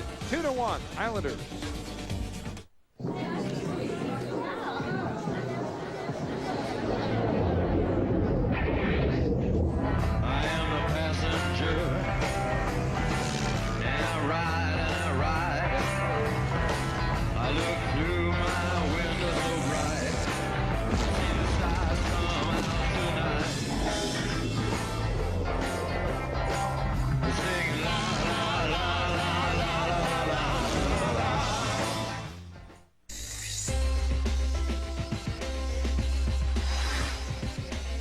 See it, hear it, live it. Connect at the Wiz. Sharper pictures, clearer sound, the hottest, the latest. Whatever it is, it's at the Wiz. This is a very exciting piece. Really? First off, 7. Very popular number. See how beautifully it shines? And notice the bonus. Do you have any idea what it could be worth? Not a clue. Well, I saw one in Oneonta bring $21,000. Oh my! Oh my. How much did you pay for this? $2. You have a very good eye. Not really. There are hundreds of them down at the grocery. Bonus 7's new from the New York Lottery. Over $31 million in prizes. Back at Nassau Coliseum, where the Islanders have a 2-1 lead over the Pittsburgh Penguins. The other night in Boston, they got 2 goals from their defense. 31 on the season of the 176. Isles have had trouble scoring goals that we've been talking about. But Roman Hamrlich's done a nice job. 14 goals for him on the season. I spoke to him before the game about coming back from that hip pointer and the groin problems. He'd never had that before. Told me he talked to Jagr about it and what to do about it. And Jagr said, you got to just relax and rest for a couple weeks. That's what he did when he missed those 6 games, feeling much better. But he said the sharp pain that he got when he had the hip pointer really kind of shocked him. He had never experienced anything like that before. So he plans on a good hard summer of workouts. He's going to move back home about 3.5 hours southeast of Prague. He has built a new home there, and he'll spend time with family and friends and enjoy the summer. But he's going to work hard to make sure that an injury like that won't occur again come next year. That's Roman Hamrlich, one of the top defensemen of the Islanders. Howie, back to you. And Oliva goes to the box, and so with Hamrlich in the midst of all of that stuff prior to his summer itinerary, the Islanders will have a power play. Draws a penalty. Watch the left hand of Oliva right here. Takes him harder than the boards. Then gets the arm up. And that's the penalty. So Christoph Oliva takes the penalty. The Islanders go back on the power play. Leading it 2-1. 8:05 to go here in period number 2. Shots on goal favor the Penguins 16-14. And Hamrlich will stay on the ice for this Islanders power play. Hamrlich and Janssen will play the points here with Lapointe, Connolly, and Parrish up front. Lang and Baranek with Kasparaitis and Bugner, the Pittsburgh penalty killers. Kenny Janssen in the Islanders zone. Islanders managing just 2 shots in their first 2 power play chances.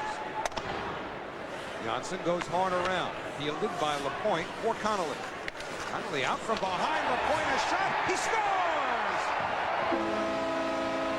Good move by Connolly. I don't know, he might have been trying to just bank that off of Garth Snow, but it carried to Lapointe, who beat Snow for a power play goal, and it's 3-1 New York. Well, Connolly tried to make a move and got drilled by Kasparaitis. Who was playing the man. And then Lapointe just picks up the loose puck. Watch him try and make this move to the inside. Right there. Whoa! Tries to throw it in front. And that puck goes in the net. I think the net was off the Morton, to tell you the truth.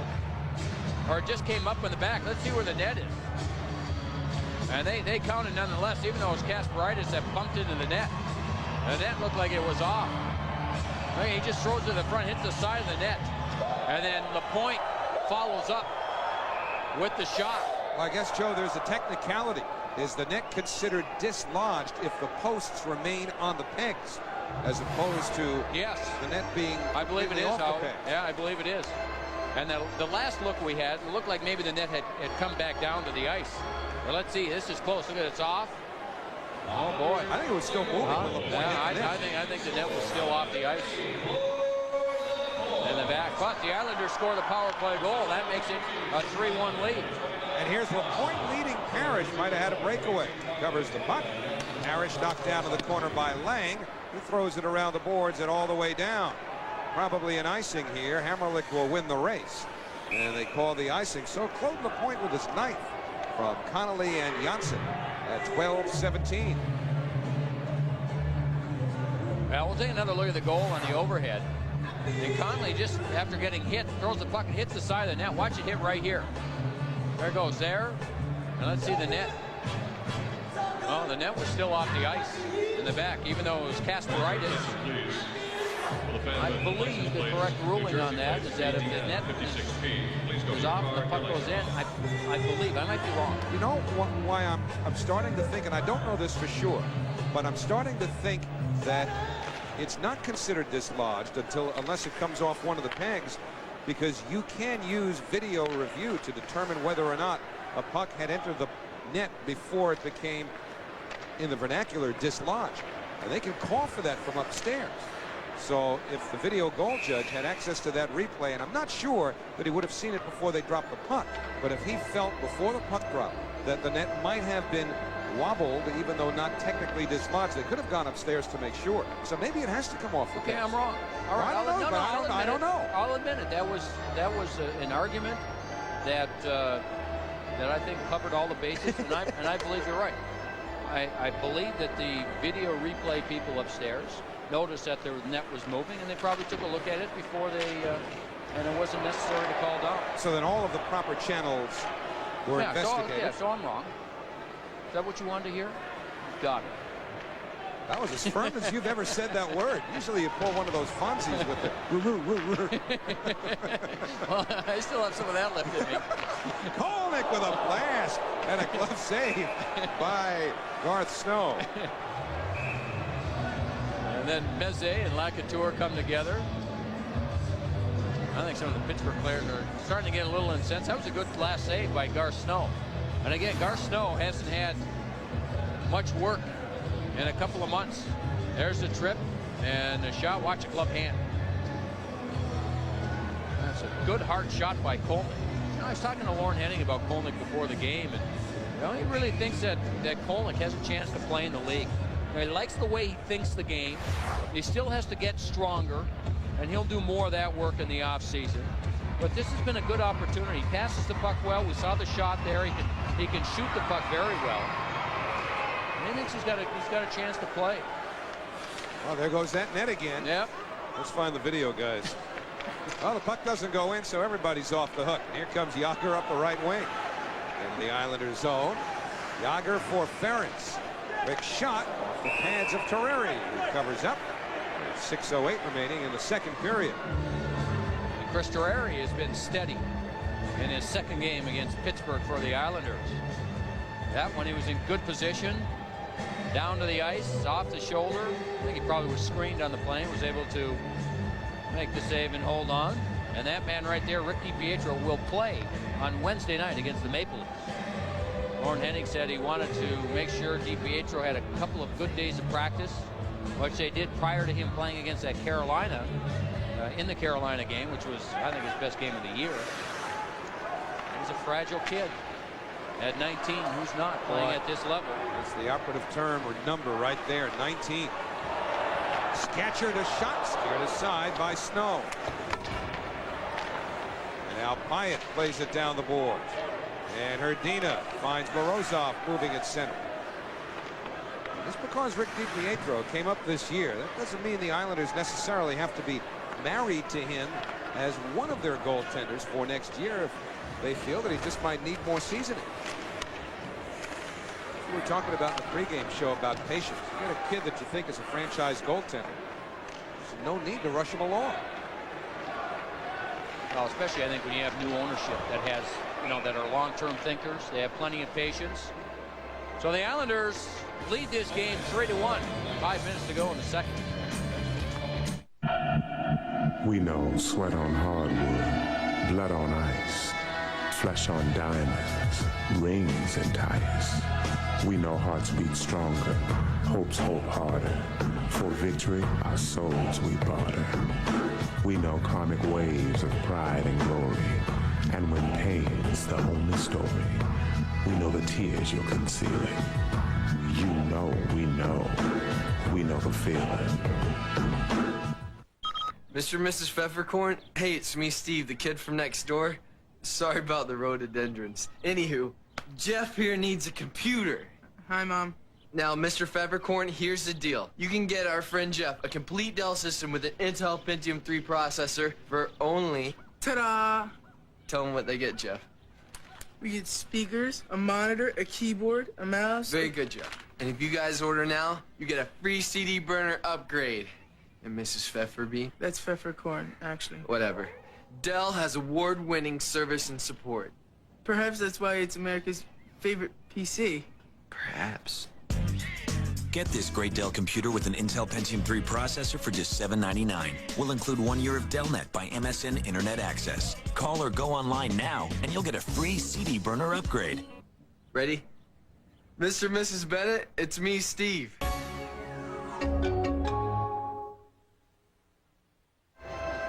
.5:18 to go, second period on the island. The Islanders leading the Pittsburgh Penguins 3-1.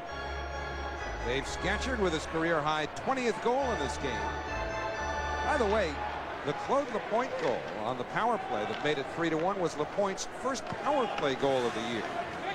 9th overall for Lapointe, but his first with a man advantage.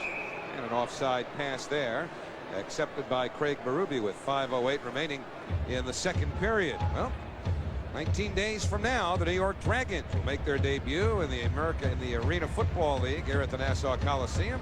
Call 1-866-AFL-TIXX or visit NewYorkDragons.com on the web. They're starting their preseason. In fact, I believe they are playing their first preseason game tonight in Toronto. You got a score yet? Maple Leafs are trailing in that one as well. Pat Quinn is playing tight end in that game, just to work out some of the aggression. Gary Galley takes it from Terreri behind the Islander net. 5 minutes to go here in the second. And now Webb, tugged at by Bugner, and it goes off the glove of Snow. Bugner ahead from McKenna. Steve McKenna with a shot, and that's held by Terreri. This has been an unusual game from the standpoint of it being physical at times, but would you also say it was intense? Was it intense to match the physical stuff that we've seen so far? I don't know that it's been. Just at times, it seems. Yeah, at times it seems like it's ready to break out. Webb with a good hit there, and Bugner, one of their more physical defensemen. Here it is again. Bugner saw him coming, was able to defend against that hit by Steve Webb. You know, the other thing, we've had a lot of whistles in this second period. So that, I think that's had an effect on the flow of this game and the flow of the second period. Where there hasn't been any sustained pressure by one team or the other. Once again, Mario Lemieux did not make the trip here with the Penguins. Jaromir Jagr has played occasionally as Terreri is forced to make 2 saves there with Tibbetts and McKenna buzzing in front. Tibbetts out from behind. The stick saved by Terreri, who covers up. Tibbetts had some room coming out from behind the goal line. Well, right from the face-off, this fourth line for Pittsburgh ends up putting some pressure on, and now the Islanders change defenseman. Mezze's coming on the edge, but right off the face-off, there's a quick shot by Oliva. That one was kicked out. Rebound kicked out. Kavasha trying to help out defensively here and can't clear the puck, and there's the last opportunity. So this line is big, strong. They go to the net, and Chris Terreri forced to make a couple of pretty good saves. So that physical line of Tibbetts, McKenna, and Oliva, Kasparaitis, and Bugner, all 5 of them. They like to play it rough. They're out there for Pittsburgh against Lapointe, Connolly, and Parrish for the Islanders. The defense, Janssen and Meze. And Kasparaitis backs up. Now we saw the Islanders change their defense. Then they elected to make a change up front as well to take the Kavasha line off the ice. and come back with LaPointe, Connolly, and Parrish. Tibbetts into the zone, surrounded. 4 Islanders were there. And Connolly picked it off. Up comes LaPointe for Connolly. Now to LaPointe in front, but he's beaten to it by Martin Straka. As the Penguins are changing up front.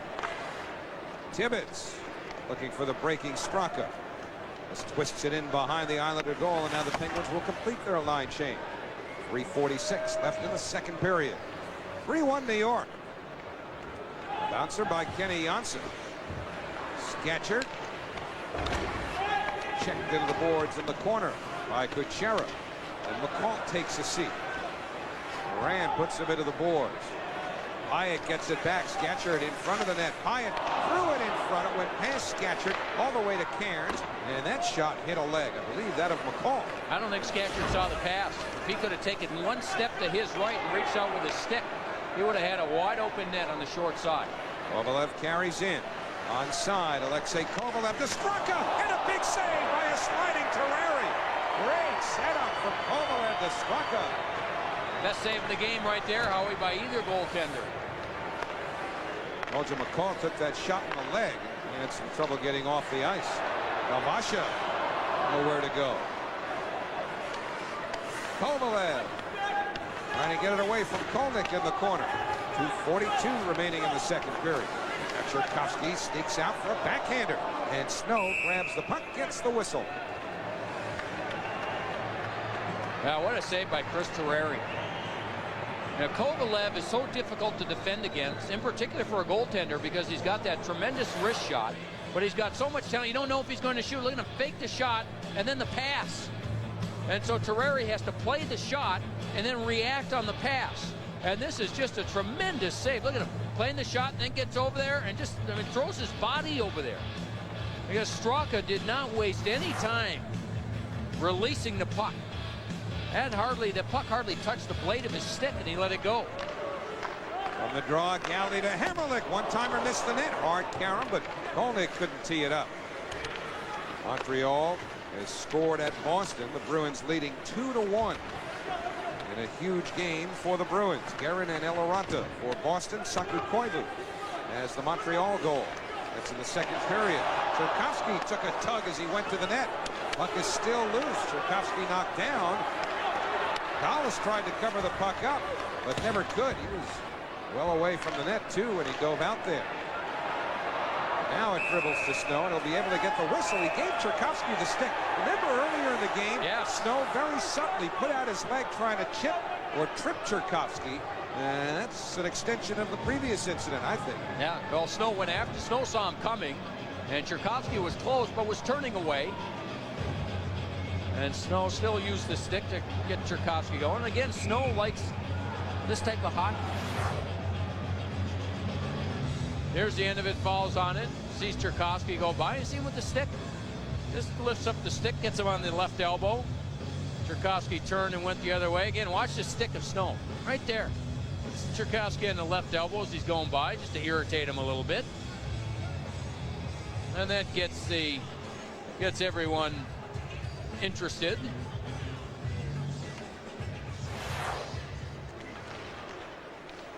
From the draw, Penguins control. Herdina with Jagr and Morozov. Didn't get it past the check of Zdeno Chara. Good play to break up that 3-on-2 that was developing for Pittsburgh. And at 45 remaining in the second period. 3-1 Islanders.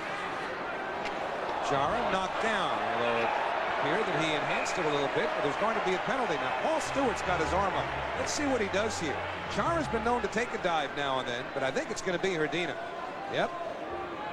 With Stewie, you know, he's one of a few. Well, you got to watch him. You can't take it for granted. And there goes Jagr heading to the Penguins locker. But we saw him go off the ice with a couple of minutes left in the first period. And now he does the same here in the second period. He did this type of thing last year. And there's Chara going down on the hook. Wasn't much, was it, Howie? You know what? If he called 2-2 here, I wouldn't have had a problem with it. Is this a you, me, and two of our friends trying to take him down? Couldn't do it. And he doesn't. And that little stick there. Well, no, you know, you got to give Morozov credit. He is extremely strong. I mean, he's like as strong as a Jeep, you know? He could lug Chara around the ice all by himself. He's so strong. That last play was McCulloch getting hit by that shot by Eric Cairns, and that's why he limped off the ice. Johnson behind the Islander goals. They set up the power play with Morozov in the box. Parrish on left wing. Pulls up. A hit there from Kuchera. Now Connolly in deep. The point's in front of the net. Connolly. And now Janssen. For Hammerlick down low the point. Parrish in front of the net bothering Snow. Connolly takes the shot. It got through and Snow somehow saw it and holds it. Parrish gets into a bit of a dance with Ian Moran.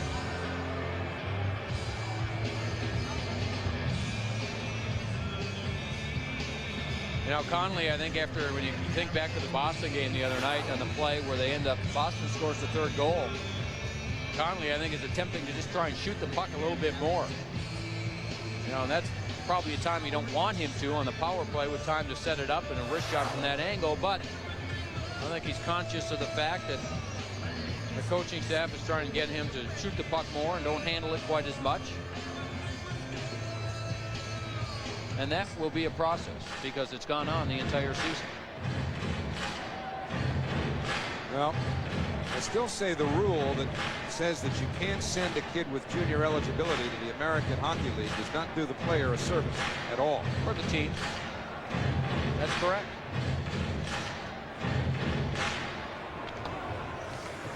Darius Kasparaitis lifts one ahead. I mean, if at some point, whether it's Tim Connolly or Taylor Pyatt or a kid that's got junior eligibility left, the Islanders determined that he'd be better off learning the game at the minor league level. They can't do that. The only option would be to send him back to juniors where he has nothing whatsoever to prove. Kasparaitis with a hip check on Tchaikovsky. Half-minute left in the period. 50 seconds remaining in the Islander power play. Tchaikovsky keeps going to the corner. Kasparaitis lined him up. Big hit by Darius Kasparaitis. Now Kabasha lets it go. It hit a Pittsburgh stick. Bugner goes after it with a pair of Islanders, Tchaikovsky and Kolnick on him. But Kasparaitis takes it away, and the period will run out with Kasper feeding the right wing. Tibbetts accepted it across two lines. The offside pass. So one more stoppage in the second period that's been littered with whistles. 4.4 seconds left. Now Kasparaitis now having a conversation. He had quite the active shift killing this penalty. Was very physical. Nailed Kabasha, and then Kabasha tried to slow him down with the stick. Gets this hit right there. That's a good hit on Tchaikovsky. A good hip check. And so he was very, very active on that last penalty kill. And one more on Tchaikovsky.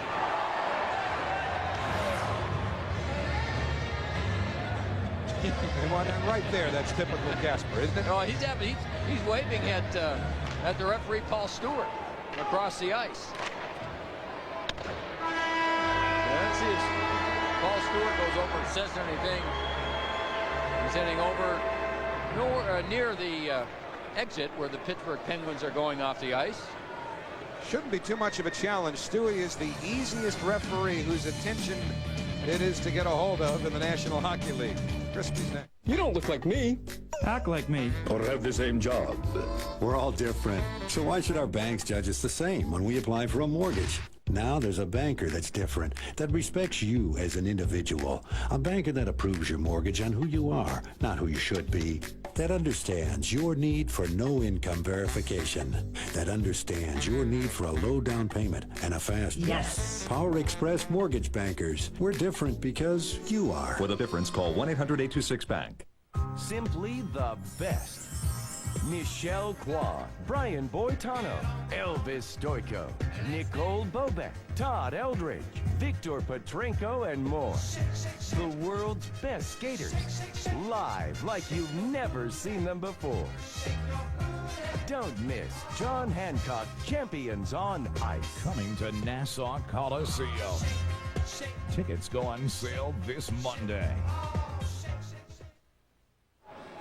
Back at Nassau Coliseum, it's the Avis Intermission Report. The Islanders with a 3-1 lead over the Pittsburgh Penguins. Mike Crispino with Ian Moran, and a tough period for your club. They get a power play goal off you. They kind of stymied your offense a little bit in that period. How'd they do that? You know, in the first period, I think we outshot them and outchanced them, I think, just because we were making smart decisions at the lines. And then that period, for whatever reason, we started trying to get a little too fancy, and you know, they poked the puck up into the forwards' hands, and they've got a quick transition game coming back in. That pretty much put us behind the 8 ball. Got to be tough for a team like yours. You're in the playoffs. You clinched that against St. Louis. You know pretty much who you might play there. And then you come here to New York to play a game that is sort of meaningless for your team. How difficult is that mentally? You know, I don't think any game's meaningless. I think, you know, we're looking at the stats before the game. There's a chance that we can still get home ice. You know, and you want to go into the playoffs, you want to be winning, you want to have good habits, you want to be used to making the right plays, and, you know, you definitely don't want to go in, you know, on a losing note. You've had good success against all the opponents you may play, of course. You've beaten Buffalo in the series in Philadelphia, and you've tied with Washington. Is there any, I know there's no preference, but do you feel comfortable in the sense that you've played well against these teams in the regular season? You know, I think if you start looking at a team and wishing and hoping to get them, that's when you get into trouble. And, you know, to come out of the East and to win it, you're going to have to beat them all. So I think it doesn't matter if it's in the first round or the third. You're going to have to beat them to come out of the East, so it doesn't matter. All right, thanks to Ian Moran, and best of luck in the playoffs to him and the Pittsburgh Penguins. 2 periods complete, 3-1 right now. Pittsburgh trails the Islanders.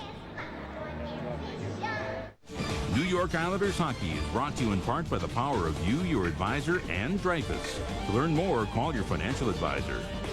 By Canon Business Solutions, digital technology powered by people. And by GMC, from professional grade people come professional grade trucks. Get some help. Call Labor Ready at 1-800-24-LABOR or go to laborready.com. Labor Ready. We sweep. Some people have a passion for driving. One such person is engineer Chris Marr. For the all-new GMC Yukon XL Denali, Chris and the team paired a 320 horsepower V8 to full-time all-wheel drive for a mix of power and agility found in no other SUV.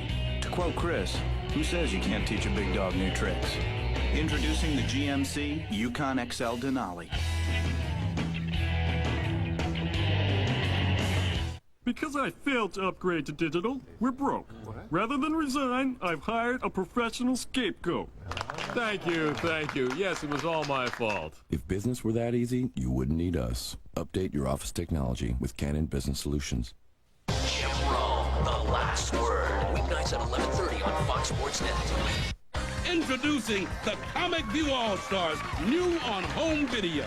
Featuring Cedric the Entertainer, D.L. Hughley, some more and more as you've never seen them before. Call this toll-free number now and get Comic View All-Stars Volume 1. Use your credit card and we'll throw in a second video, Comic View Unleashed, featuring performances so outrageous they can't be shown on TV. You'll get 2 incredible tapes for $19.99, but that's not all. Call with your credit card in the next 10 minutes, and we'll cut the price in half. We'll send you both great videos for only $9.99. Sookie now. Every month, preview another video by the wildest crew ever to set foot on stage. Keep only the ones you want, cancel anytime. So call now. Call 1-800-956-6622 to order Comic View All-Stars for only $9.99. Use your credit card and get a second video free. Call now. Your defending Eastern Division champion Metro Stars are a favorite to go all the way in 2001. Don't miss out on an exciting season of affordable family fun and entertainment. Be a part of high-flying Major League Soccer action as the Metro Stars make their run at the MLS Cup. Catch the Metro Stars on Saturday, April 7th versus the New England Revolution. Game time 7 p.m. at Giant Stadium. The first 10,000 fans receive a Fabuloso team calendar and a Pepsi schedule magnet. Metro Stars Soccer, it's your game. We're your team.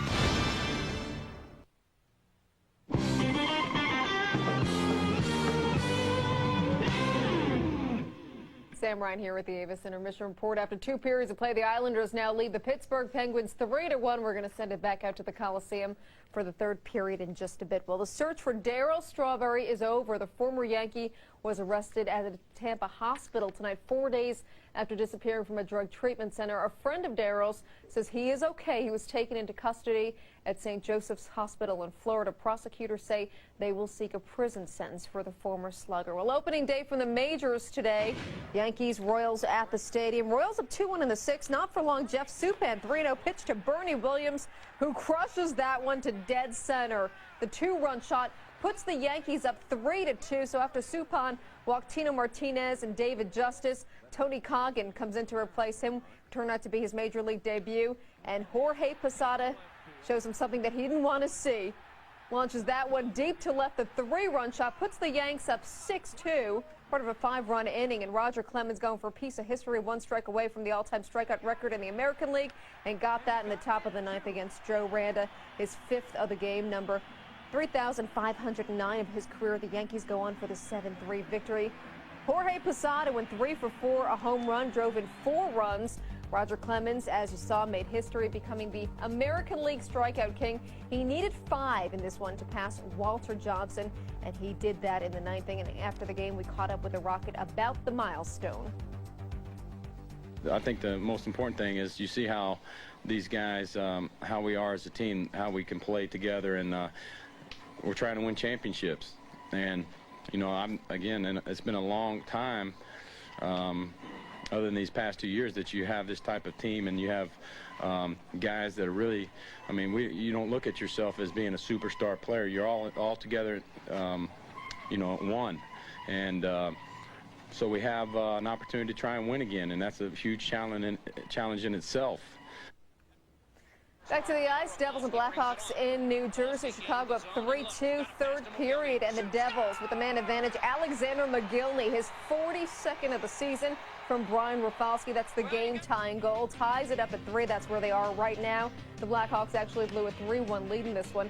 Peter Sikora with a goal and an assist. Patrick Elias, a goal and an assist. Elsewhere from the NHL, Montreal and Boston into the Bruins with a 2-1 lead. Sabres 4-2 over the Panthers. After 2, the Flames now trailing the Stars after 1 period of play. Coming up following New York Islanders hockey, New York Sports Report. Steve Cangelosi's in Atlanta. We'll have a preview on the Mets. Plus, Mike Hill is at the stadium with more on the Yankees when we see you at 11. That's it for us for now. Back out to the Coliseum for the 3rd period from the Islanders and the Penguins.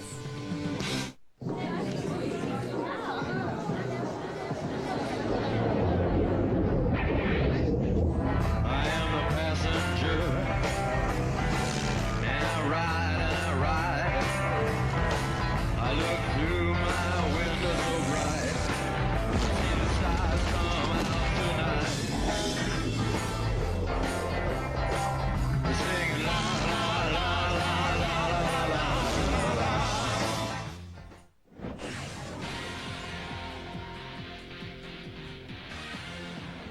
Fasten your seatbelts. This could be the start of something big. It's heavenly. It's wonderful. Yes! It is Bedlam. It is pandemonium. Oh, what a catch! Oh, baby! Down to the 20. He dived into the end zone. Touchdown! Touchdown! Magnificent! Oh, man, oh, man, oh, man. What an unbelievable, stupendous finish.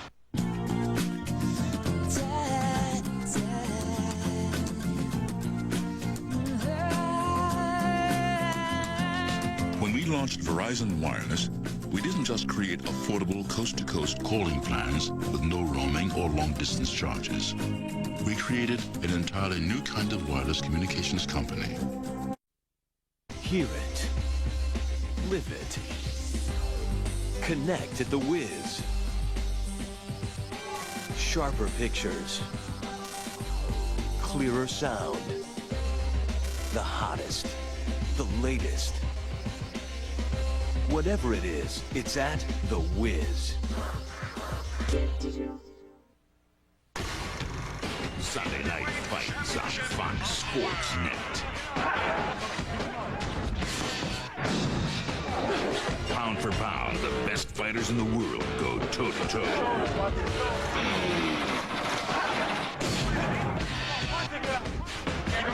Witness boxing fury from a ringside seat.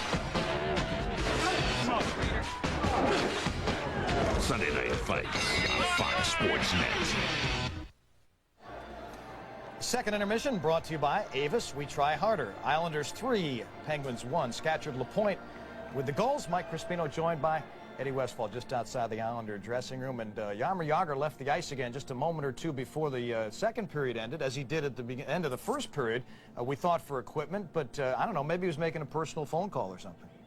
No, he's not making a personal phone call. This is a hockey game. You said you saw him on a cell phone. You're right, I did. The game's going on. He's on a cell phone? That's right. He couldn't finish the call at the end of the first period, so he had to go back and finish it now. He's not kidding. I'm not kidding. He was on a cell phone. Yes, he was.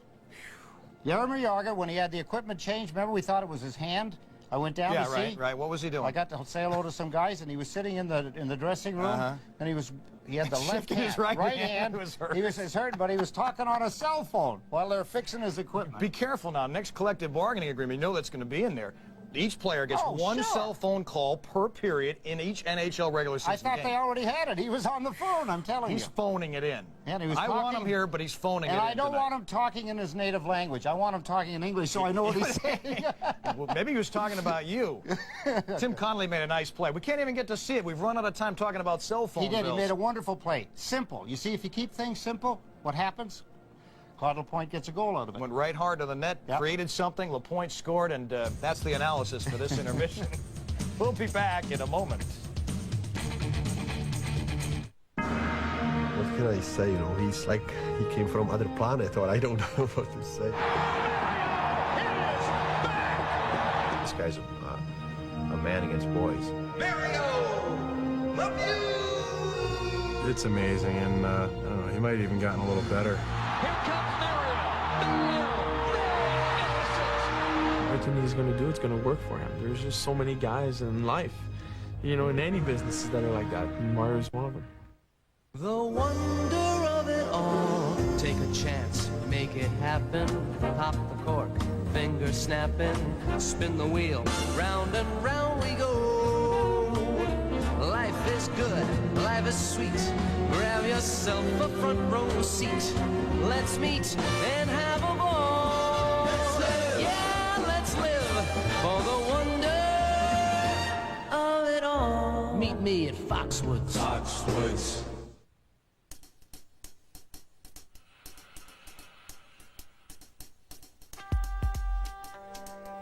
Every city has a rhythm. New York is more of a rush. And within this pulsing center of people and motion, one thing makes our hearts beat even faster. The Knicks. United. Proud to be part of what keeps New York going. Fox News Channel, the most powerful name in news, giving you the power to decide. Special Report with Britt Hume, powerful on politics. The Fox Report with Shepard Smith, powerful information. The O'Reilly Factor with Bill O'Reilly, powerful confrontation. Hannity and Combs, powerful debate. The Edge with Paula Zahn, powerful perspective.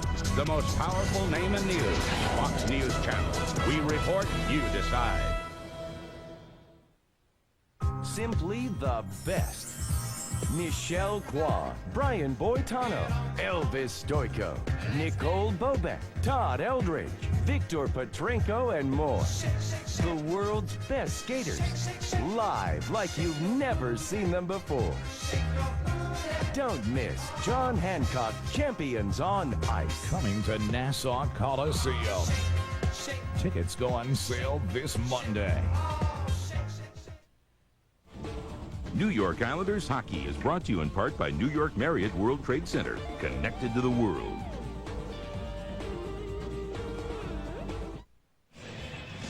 Claude LaPointe has a power play goal, one of two goals the Islanders scored in the second period. The first of those two goals, a milestone for Dave Scatcherd. Yeah, caught on the 2-on-1 was the defenseman, 24. And that left the 2-on-1, and Scatcherd looked at pass in the quick shot. Beautiful goal by Dave Scatcherd through the legs of Gar Snow.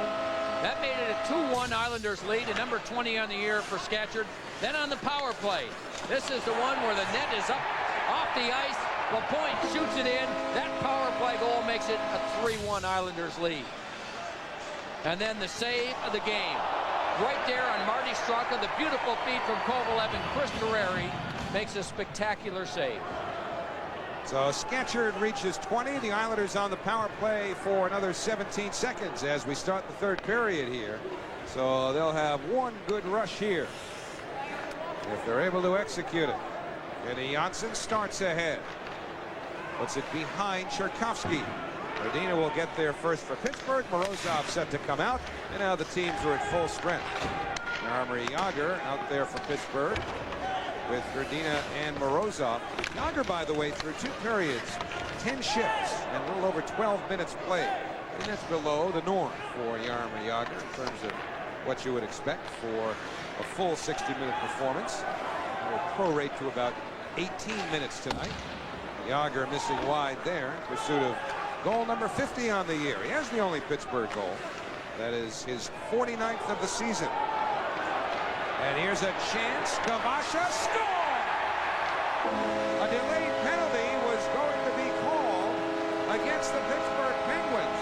But Ole Kavasha breaks through and buries his 10th of the year. 4-1 New York.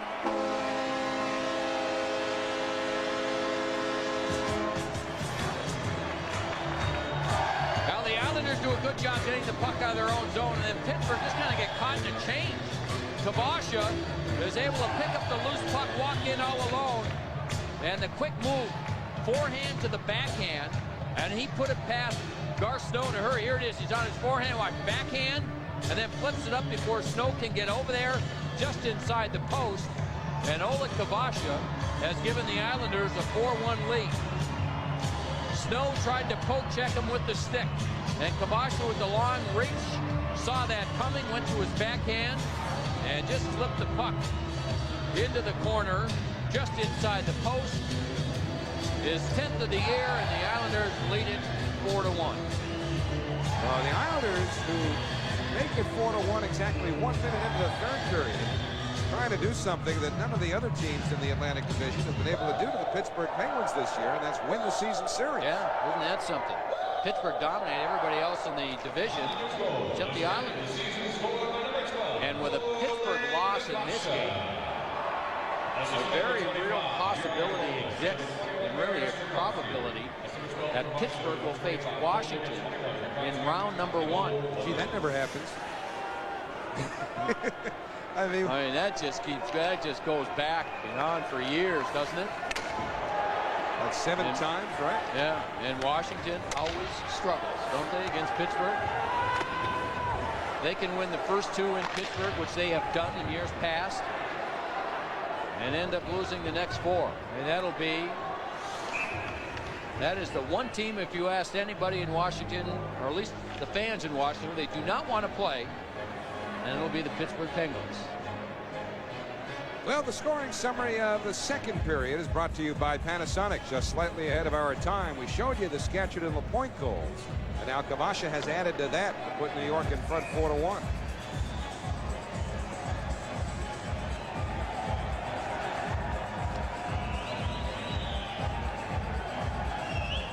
Ole Kavasha hitting double figures with that breakaway goal. And the face-off between Scatchard and Primo deep in the Islanders zone. Galley chased by Primo. Hammerlick took a hit from Lacouture. And Gary Galley starts up ice. Play to the red line. McCall chases the bouncer. Garth Snow poked it away. Goaltending for the Pittsburgh Penguins in the Stanley Cup playoffs. It'll simply be Jean-Sébastien Aubin, who is not playing tonight, with Garth Snow watching that shot from Galley sail wide. Boy, do they have themselves a goaltending situation going into the playoffs. Well, I think right now, if they were going to play tomorrow, they'd go with the rookie Hedberg. 27 years old and has only played a number of NHL games, not many, since being traded. And he was something that Eddie Johnston, Hedberg was being watched by Eddie Johnston for 2 years. And it was actually Eddie Johnston that wanted his general manager, there's Hedberg there, backing up tonight, but he's played excellent hockey for the Penguins. But Eddie Johnston actually wanted Craig Patrick, the general manager, to try and make a deal for Yevgeny Nabokov, and tried hard to get him. And eventually it fell through. I mean, San Jose wanted a number 2 draft pick for him a couple of years ago. You know why Pittsburgh was willing to do that. Then they wanted a number 1. They couldn't get him. You know why it fell through? Because just as Ed Johnston was scouting not only Hedberg but also Nabokov, a guy who really had been supportive of Nabokov in the San Jose organization, both as a scout and just an advocate of his after he was drafted, was John Ferguson, who was a pro scout for the San Jose Sharks. He did the same thing. He was all over Nabokov. And then when offers started coming in, he pleaded Dean Lombardi not to trade him. Is that right? Yeah.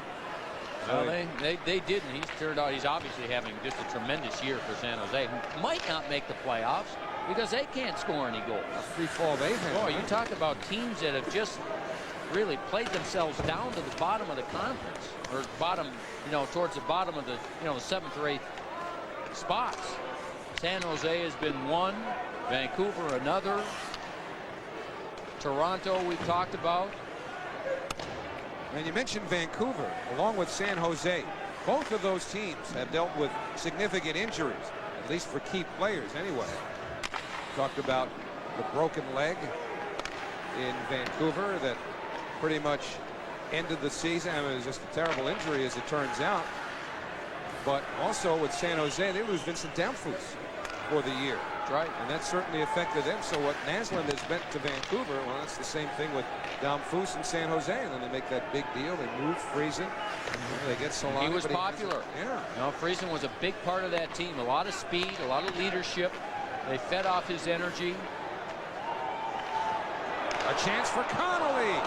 And it was smothered by Bobby Dallas.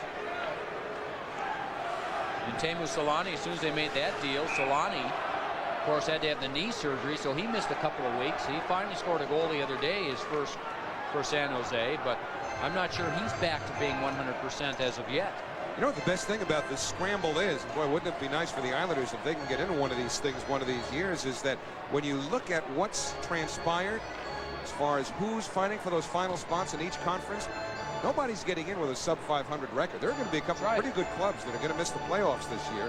And thankfully, Gary Bettman is on record as saying that despite the advances of some general managers to increase the number of playoff teams in the NHL to 18 or maybe even 20, they're not going to do it, at least for the foreseeable future. They're staying with 16. That makes the regular season more meaningful and the playoff races especially significant, because you're going to have teams with winning records who don't get into the playoffs this year. It's been 16 for over 20 years. Back when they had 21 teams in the league, there were 16 teams that made the playoffs, and there was a great deal of criticism because there were only 5 of the 21 that did not make the playoffs. That number making the playoffs has stayed the same. The number of new teams in the league has increased dramatically, and now about half make the playoffs. And there you see the tight race. And, how we talked during the pregame show, you look at those numbers there with games remaining. Look at Toronto, though. Yeah, you look at Toronto with 86. But, it's going to take, what, a minimum of 86, 87 points to make the playoffs. The Islanders are going to finish with 50, 55. They've got 50 coming into this one, but say 55. I mean, they're going to need a 30-point, I think, at least a 30-point improvement next year to make the playoffs. It's not easy to do. Which is why you have to stay patient. A possible thing, I'm sure, to try to sell to the fans when you consider what's happened to this franchise over the last decade or so. But if most of these kids appear to be the real thing, then you got to nurture them. You got to bring them along slowly. And as we talked earlier, if that means that DiPietro's not ready even for next year, so be it. Straka with a drive, and Terreri. Who knows? Maybe Terreri will factor in somewhat. He's come up big a couple of times tonight. And again, it was on Straka. Well, he said this morning, he said the third period now, when his legs are feeling stronger than they have been, what that allows him to do in the third period is come out of his net and really cut down the angle. And this is the perfect example of it right here. There's the shot. Look how far out of the net he is. I mean, he's well out of his crease. That's a good save. Straka with tremendous speed, gets a little bit of pressure from Hammerlick, and look, here's the crease here, and he's well out. Very aggressive play, very aggressive, and that's just a good save. Great save by Chris Terreri. So the draw deep in the Islanders zone. Will Terreri factor in next year? He's an unrestricted free agent at the end of this season.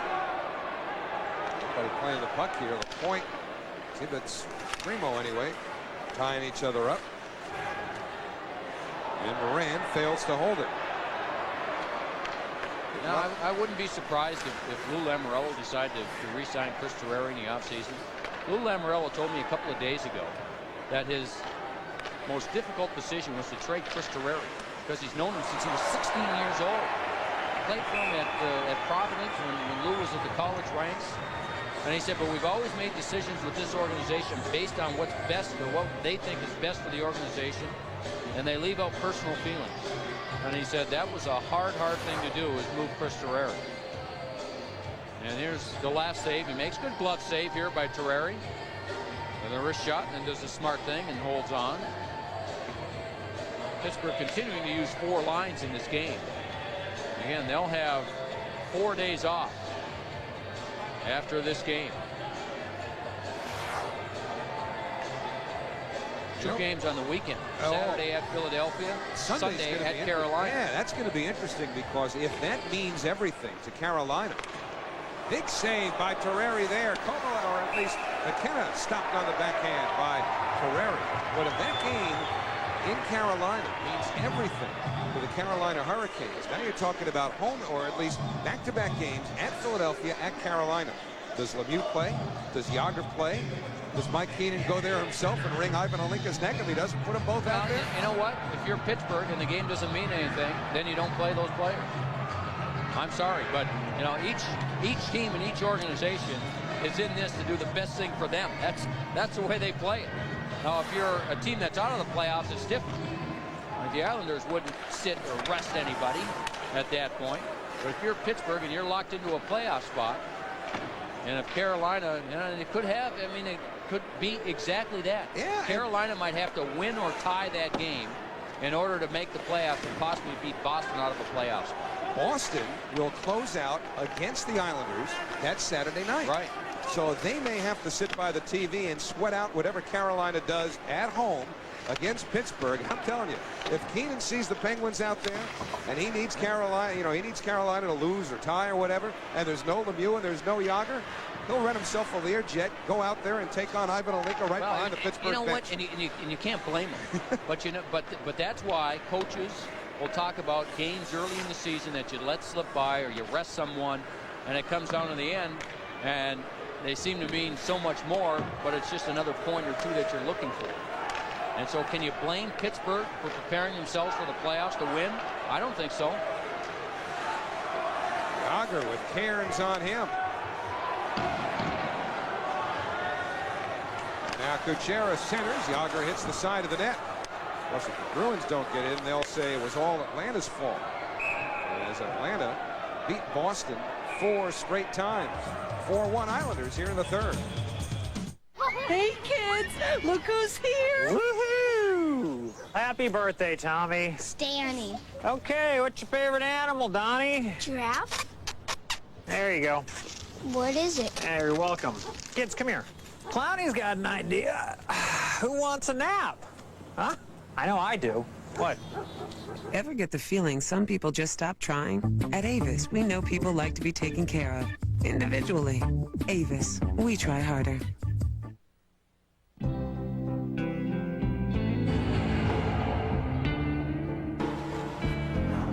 To all the weekend warriors who push themselves to the limit, the sports medicine experts and orthopedic specialists of Continuum Hospitals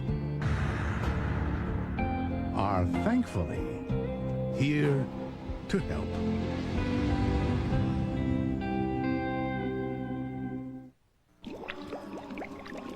Goodness, Beelzebub, you look like heck. Ah, stick a pitchfork in it, Junior. It's hot as Hades in here and I'm burnt out. Then drink a Red Bull energy drink. It vitalizes body and mind. Red Bull, huh? Ah, tastes great.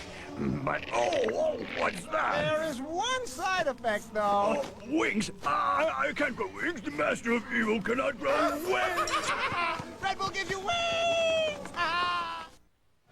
Tonight after the game, stay tuned for the premiere of the New York Sports Report, bringing you all the home team news, local stories, and regional highlights. It's the New York Sports Report tonight following Islanders hockey here on Fox Sports Net. Shots now 25-22 in favor of Pittsburgh. Terrari's been good, hasn't he?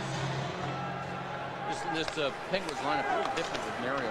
Yeah, a little bit. Well, plus they clinched a playoff spot. It seems to be, I'm sure, a little bit of a letdown as far as they are concerned.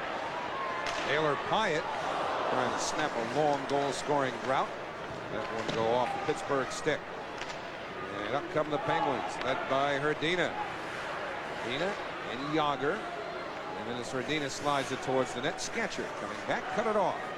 And he spun around, dumped by Morozov. Jagr to Morozov, a pad save by Terrari.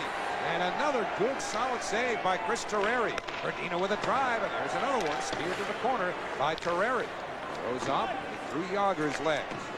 12 minutes left in the third. 4-1 Islanders. Terrari's been good, hasn't he? Solid. Very, very good in this game. 2 good saves there. He's made 2 tremendous saves on Martin Straka, one in the second period, which I think is the best one he's made all night, and then one here in the third. So he's been good. The shot's 25-22 for Pittsburgh.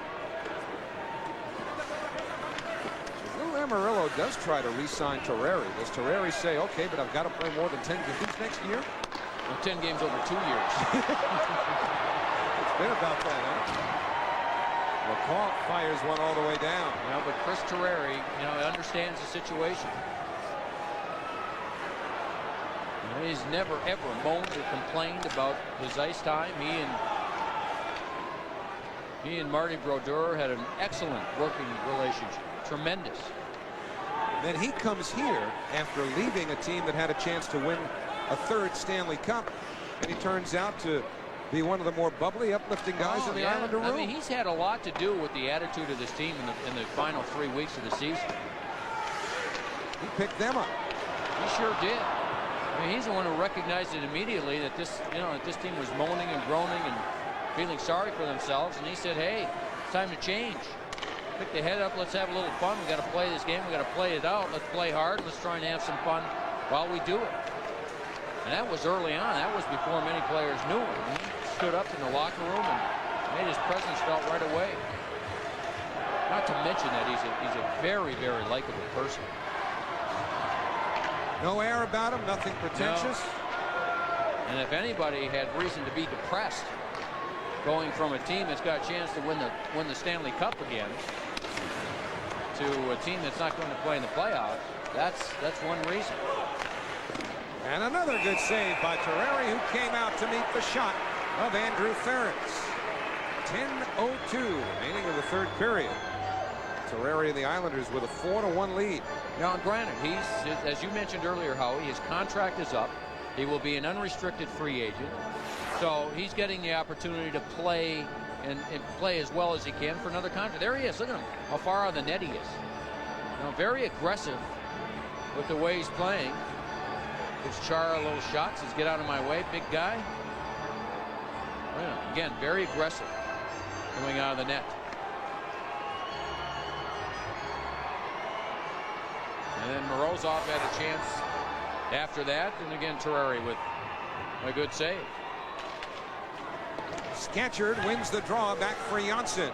Halfway through the third period, Islanders leading 4-1. And Terrari fields shot number 29 from the Pittsburgh Penguins. Kenny Janssen ahead for Kavasha. 3 Penguins spread abreast of the blue line. And Sketcher starts ahead.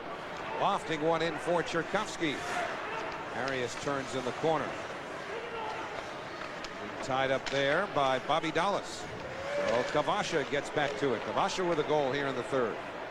And Lorne Henning wants to win as many games as he can. I mean, he had Scatchard on the ice for the face-off deep in his own end. 2 centers on the ice. And when the Islanders were able to clear, Scatchard back to the bench. And Kolnick took his spot on the line. Lorne's predecessor, Butch Goring, in the building again tonight. Hoping the weather turns so he can get some golfing in Vegas or Colorado. Beautiful in Colorado today. Or here. Yeah, well, how about this? That's almost an afterthought at this point. Tibbetts lets one go. Terrari steers that aside. In center ice, Kasparaitis and Webb. And Webb's been throwing left hand, so Blucher jumps in. don't know. Bob Bugner could get himself a third man in here. Well, he doesn't care about that, and that's a right thing for Bugner to do, because Kasparaitis was in a position where Webb had him, and Webb was delivering left hands, and Bugner says, I've got to go over and help out my guys. We get ready for the playoffs. Some people have a passion for driving. One such person is engineer Chris Marr.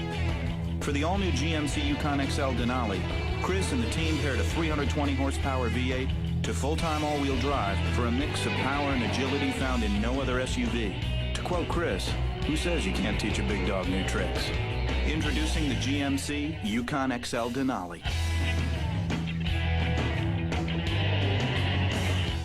Who will be the undisputed middleweight champion of the world? Saturday, April 14th, IBF middleweight champion Bernard Hopkins takes on WBC middleweight champion Keith Holmes. Saturday, May 12th, WBA and IBF junior middleweight champion Felix Tito Trinidad battles WBA middleweight champion William Jaffe. The winners meet September 15th in the final showdown. 4 fighters, 3 nights at Madison Square Garden, 1 undisputed champion. For tickets, call Ticketmaster or visit the Garden box office today. In a place where battles are fought, only the strong survive. And within this arena, a defender will protect, an attacker will drive, a sharpshooter will create, and a warrior will rise. This summer, witness and celebrate how the East was won. Season tickets are on sale now. Call 212-465-6073 or visit nyliberty.com. Here's where it starts. Those two players circle, Kasparaitis and Webb. The play is coming down this way. They'll leave the screens for just a second. Oh, there's a glove. And now there they are. And Webb's got him where he wants him. And that's where Bugner jumps in. And that's a good play by Bugner. And Bugner didn't go in and try and sucker punch Webb. He just wanted to go in to help protect his teammate, who they will need in the playoffs. Didn't want him to get hurt. But nothing happened with Bugner, just 5-minute fighting majors to Kasparaitis and Webb. So we've had some fights tonight. Cairns and Tibbetts, Chara and McKenna, and now Webb and Kasparaitis. There are Cairns ahead for Skatcher. Point Moran locked up in the Pittsburgh zone. 8.5 left in the third period. Jagr trying to get it loose from Skatcher. Skatcher stays with it, got it to the net, even though he was being knocked down in the process. Good work there by Dave Skatcher. Moran pressured from LaPointe. And now Herdina plays it away from Skatcher. Taken in center by Zdeno Chara. 8 minutes left here in the third. Howard, let me ask you a question. Sure. Mario Lemieux have a chance to win the MVP? Well, no, probably not. But consider that he played to this point, or has anyway, exactly half a season, 41 games. Consider that in those 41 games, he has 34 goals, 37 assists, 71 points. All of those numbers, more than any player on the New York Islanders. We know that because we've got all the Islander numbers in front of us. And probably more than any player on a few other teams, too. Half a season. I think he's going to get some votes. I would. I think he's going to get a lot of votes. And that man right there is a big reason why maybe Mario should get some votes for MVP. Well, Jaromir Jagr. I mean, the reason I wouldn't do it, for one, is that, you know, Pittsburgh's kind of middle of the pack here in the Eastern Conference. Right now, they're ranked 6th. Probably won't stray too much further from that. It's not like, even with Lemieux coming back, he's led the Penguins to the top of the conference. By the way, did you fill out your ballot for the Jack Adams yet? No, I haven't. I'm wrestling with a few different names. Are you? Yes, I am. Oh, okay. Gotta have it in by the 12th. Lang to Kovalev, and he missed the net. Jack Adams Award voted on by the broadcasters for Coach of the Year. Straka stopped again. That's 3 good chances for Straka. And he's been stopped all 3 times by Terreri. Terreri with a save there on Ferentz. I'm not going to mention any names. But why? I don't want to get anybody mad at me. I'm going to see some people over the next few days. Then I could run away and hide during the baseball season. But I like the job some guy in Philadelphia has done this year. Well, he's going to get plenty of votes, and he could easily be a winner. Bill Barber. Parrish from Connolly, and that's denied by Snow. Well, all right, you just wrestled me at him. Wrestled it at him. Kovalev closing in, and Terreri shuts the door. That guy in Detroit hasn't done a bad job either. He's on my ballot. You know what? And I think he deserves an awful lot of consideration. And there's one. He's been a great coach for how long? How many times has he won it? Once? Is that right? Scotty's only won it once? I think he's only won it once. Is that right? Yes. That's remarkable. I think he deserves consideration. I mean, he did a great job. I want to take Scotty way back to the beginning. The early years of expansion with St. Louis. Not that he was going to get any votes then with an expansion team. The last chance by Parrish, where he took the pass. Won a Stanley Cup in Pittsburgh, won 4 straight, 5 overall in Montreal. I think he's secure with his resume, though. William Scott Bowman. I think he's done a great job. Eiserman missing all that time. I agree with you. The goaltending has been. I don't want to say the goaltending has been bad. It's just been hasn't been, you know, it hasn't been a #1 guy all year. Osgood has struggled. I filled out his name. Did you? His name is among the 3 on my ballot. Yeah. And Jacques Lemaire's the other one you mentioned? No. Kavasha shot stop, but it is a player that Scotty Bowman coached, who also I think has been overlooked somewhat this year. Larry Robinson. Yeah. Usually I'm one of those guys who likes to vote for the guy who does the most with the least. And I don't know that there's been a lot of that this year. I think Lemaire's done a pretty good job, of course, in Minnesota, but Dave King's done every bit as good a job in Columbus. No, you're right. I mean, both those franchises. I mean, I think the coaches have done well. The general manager, everybody associated with those 2 new franchises have done a remarkable job and deserve a lot of credit. Doug McClain and Doug Risebrough.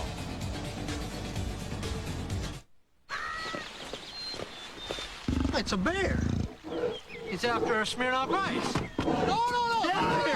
Bad bear. Oh. Don't move. What are you doing? Hold still. Okay, hold still. Don't move, buddy. Look, honey. Oh, good, yeah. Look at that. Honey. Okay. What are you doing? New Smirnoff Ice. Drink it responsibly. Didn't you have a friend? Yes. Smooth move.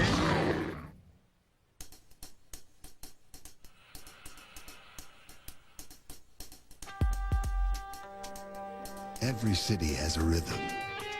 New York is more of a rush. And within this pulsing center of people and motion, one thing makes our hearts beat even faster. The Knicks. United. Proud to be part of what keeps New York going. We clean up messes. Call Labor Ready at 1-800-24-LABOR or go to laborready.com. Labor Ready. Get some help. He's been voted the most powerful on-air personality in sports. Welcome to the jungle. Jim Rome, The Last Word. Weeknights at 11:30 on Fox Sports Net. New York Islanders hockey has been brought to you by Smirnoff Ice. See where it takes you.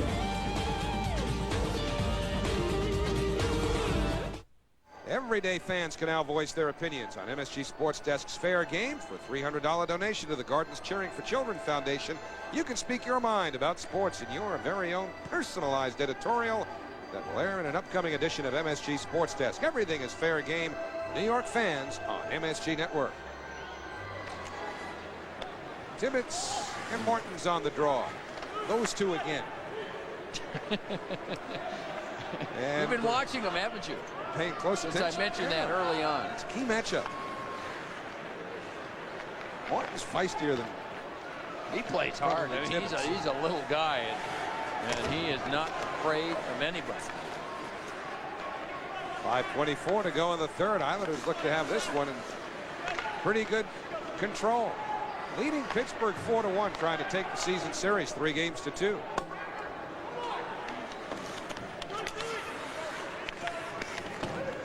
Craig Berube in the corner now. Just lifts one out of the Islanders' zone. Parrish after it. Bobby Dallas in front of him.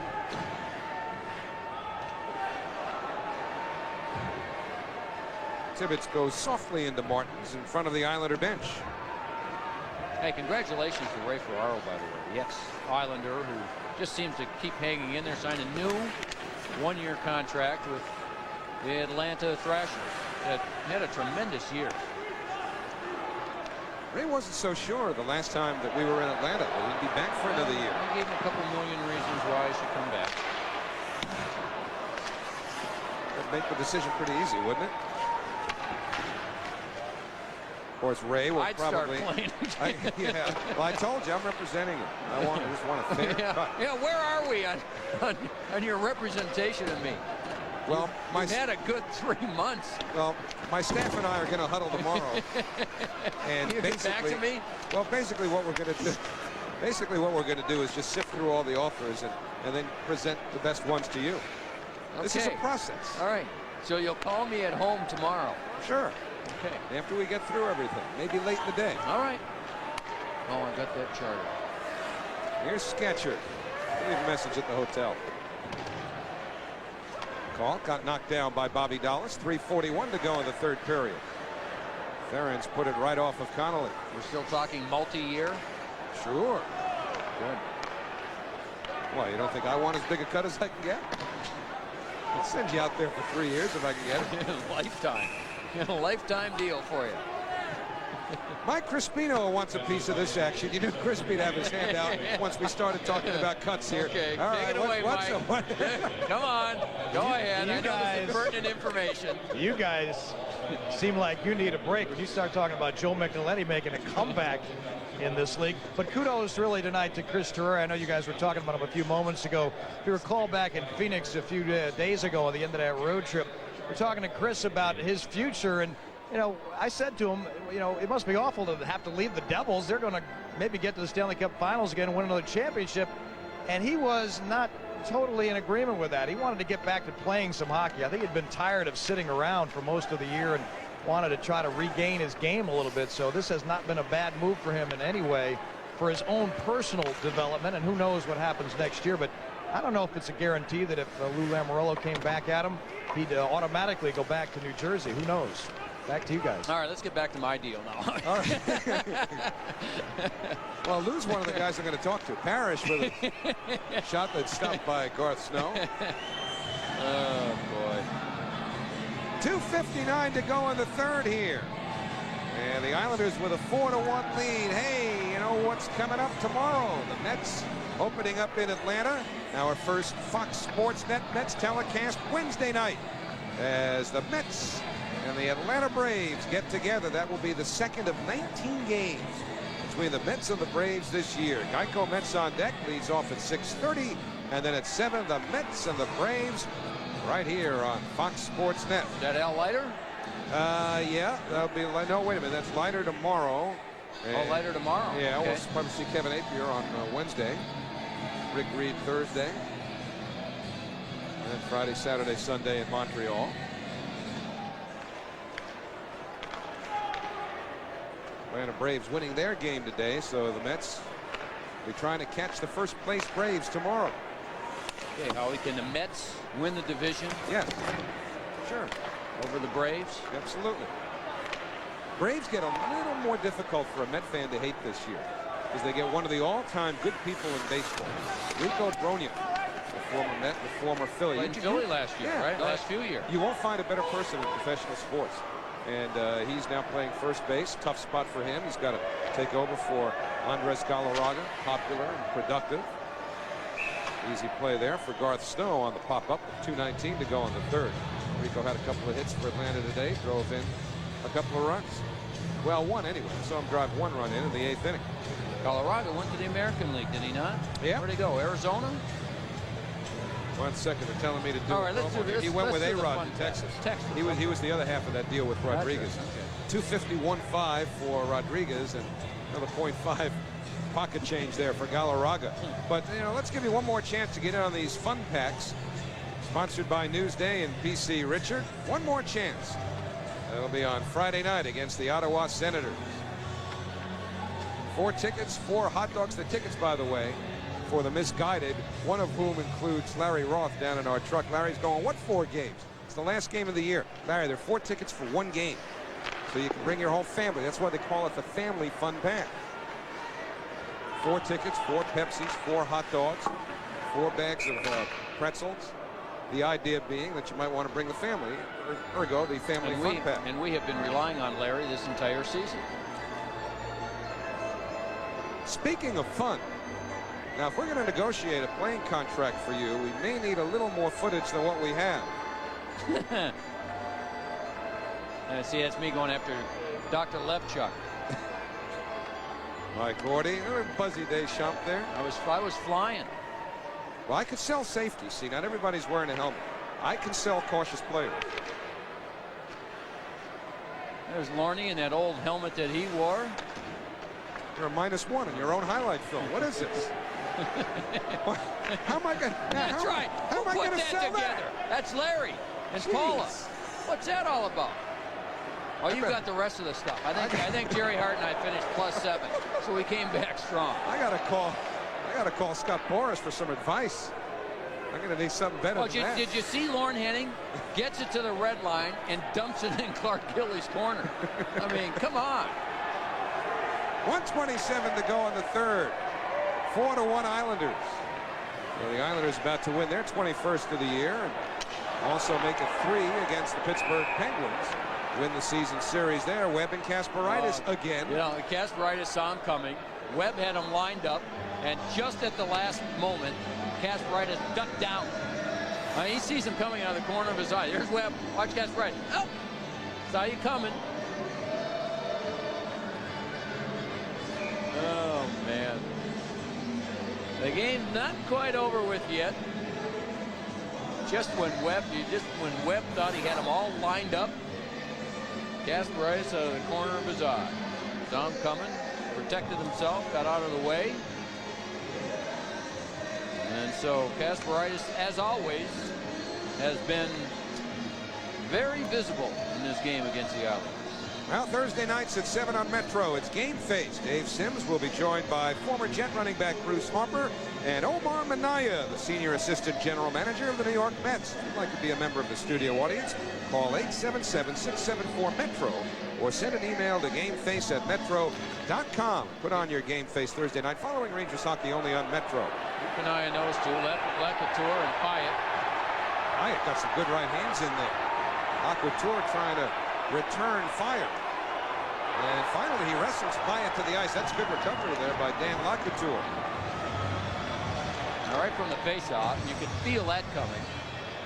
They were both struggling to get position. Had some words. And then said, okay, fine.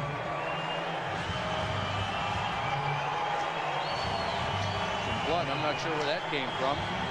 They both exchanged some pretty good punches. And they will both head to their respective locker rooms. Is that the first fight for the young Taylor Pyatt in the National Hockey League, Howie? I know you have all of the information that I could possibly ask for. For Taylor Pyatt, that's a milestone. They should give him the Band-Aid. It's his first National Hockey League fight. Got some punches in, took a few from Lacouture. Oh, they both were throwing the big haymakers, weren't they? Lacouture's a strong kid. There's the start. And then they push, they shove, they talk. 4 fights in this game. And then you could just see him. I mean, this, without question, was going to happen. There it is. Linesman tried to break it up, but they both fought through that. But we have reached the final minute of the third period in the penultimate home game of the year for the New York Islanders, who will close out the home schedule on Friday night. Barry Roth, no doubt, will be all set for the final Family Fun Pack night of the year when the Islanders close out against the Ottawa Senators. Alan Hahn will be signing those Newsday t-shirts, Fan Appreciation Night. I hope you can join us here at the Nassau Coliseum. If you can't, tune in on TV 55. Hand pass there. The Pittsburgh zone stops play. 33.8 remaining. Yeah, that's a game that could mean an awful lot to Ottawa. Because remember, Ottawa and New Jersey fighting for that #1 seed in the East. And coming into tonight's game, Ottawa had 105 points, New Jersey 103, and New Jersey has come back. They were trailing 3-1, and the last score I saw, Howie, was 5-3, or was it 4-3? Well, I got 4-3 4-3. for New Jersey. Was the last I saw. So New Jersey can tie Ottawa tonight, even in games. And so that game for Ottawa Friday night here could mean an awful lot for them. Here we go again. Meze and Bugner. Well, this one doesn't seem that it's going to get off the ground, but Kavasha. There comes Kavasha. And Tibbetts. That didn't get very far either. Kavasha dropped the gloves, so did Tibbetts. So a fight still developed, but the linesmen will make sure that all the players are not only separated, but the referees will send them off for the last 23.8 so they can finish this game and everybody can say goodnight. And now Tibbetts is heading to the Pittsburgh locker room. Bugner just vacated the ice seconds before Tibbetts. And off the face-off, the puck comes over, and I'll watch these two over here. Bugner and Meze. So they start things. And you know what? Give Bugner credit. I mean, he had a chance to nail a young kid. He had him in perfect position, and he decided not to hit him. I mean, Meze's big and strong, and Bugner's a tough kid. The tough guy, and down he went. Now, right there, he could have, you know, he had the chance if he wanted to give him a couple of good shots. He had him down on the ice, was standing there, and elected not to. I'll tell you, I give him credit for that. He could have nailed him a couple of times, this kid. Had him down on it. See, he had him right there. He could have given him a couple of good shots, and he didn't. I applaud that. And so then off to the side, Kavasha and Tibbetts. And that's a mismatch. Kavasha backs up, and Tibbetts goes looking for somebody else.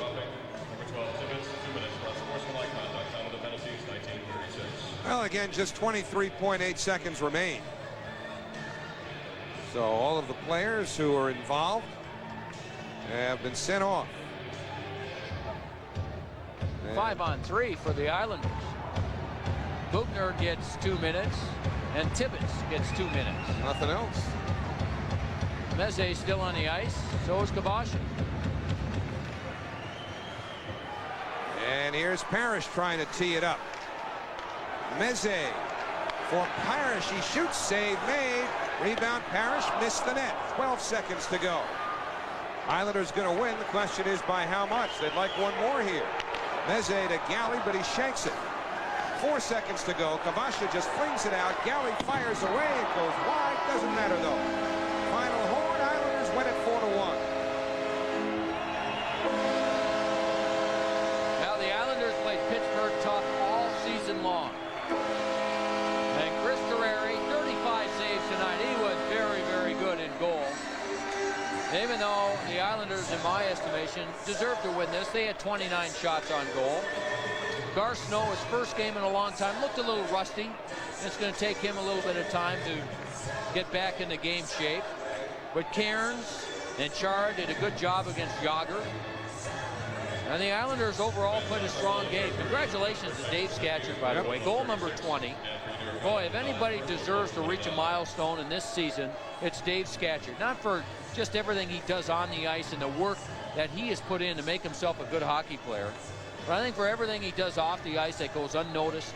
We've talked about it often, but the care that he has given to children and people with problems. So congratulations to Dave Scatchard on goal number 20. Well deserved, as is the Islanders' 4-1 win over the Penguins. We'll be back. Be right out. Let me just put this Bud Light away. Hey, Otto. Come on.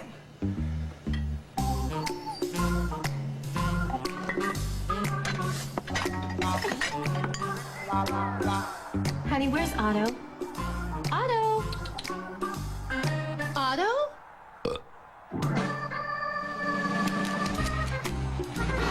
For the great taste that won't fill you up and never let you down, make it a Bud Light.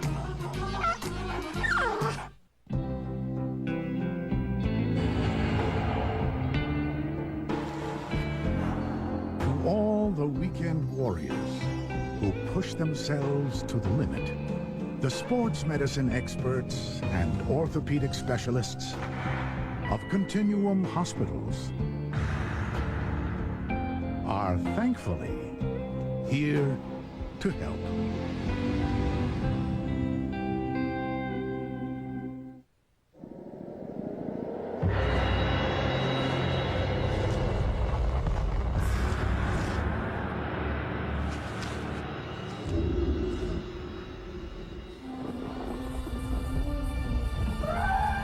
Dreyfus presents a continued tradition of tax-smart investment solutions to defend what's yours. The power of you, your advisor, and Dreyfus. The Islanders snap a 7-game home losing streak, beating the Penguins by a final of 4-1. Dave Scatchard's 20th of the year. That's a career high for him. The game-winning goal, and it's the Bud Light goal of the game.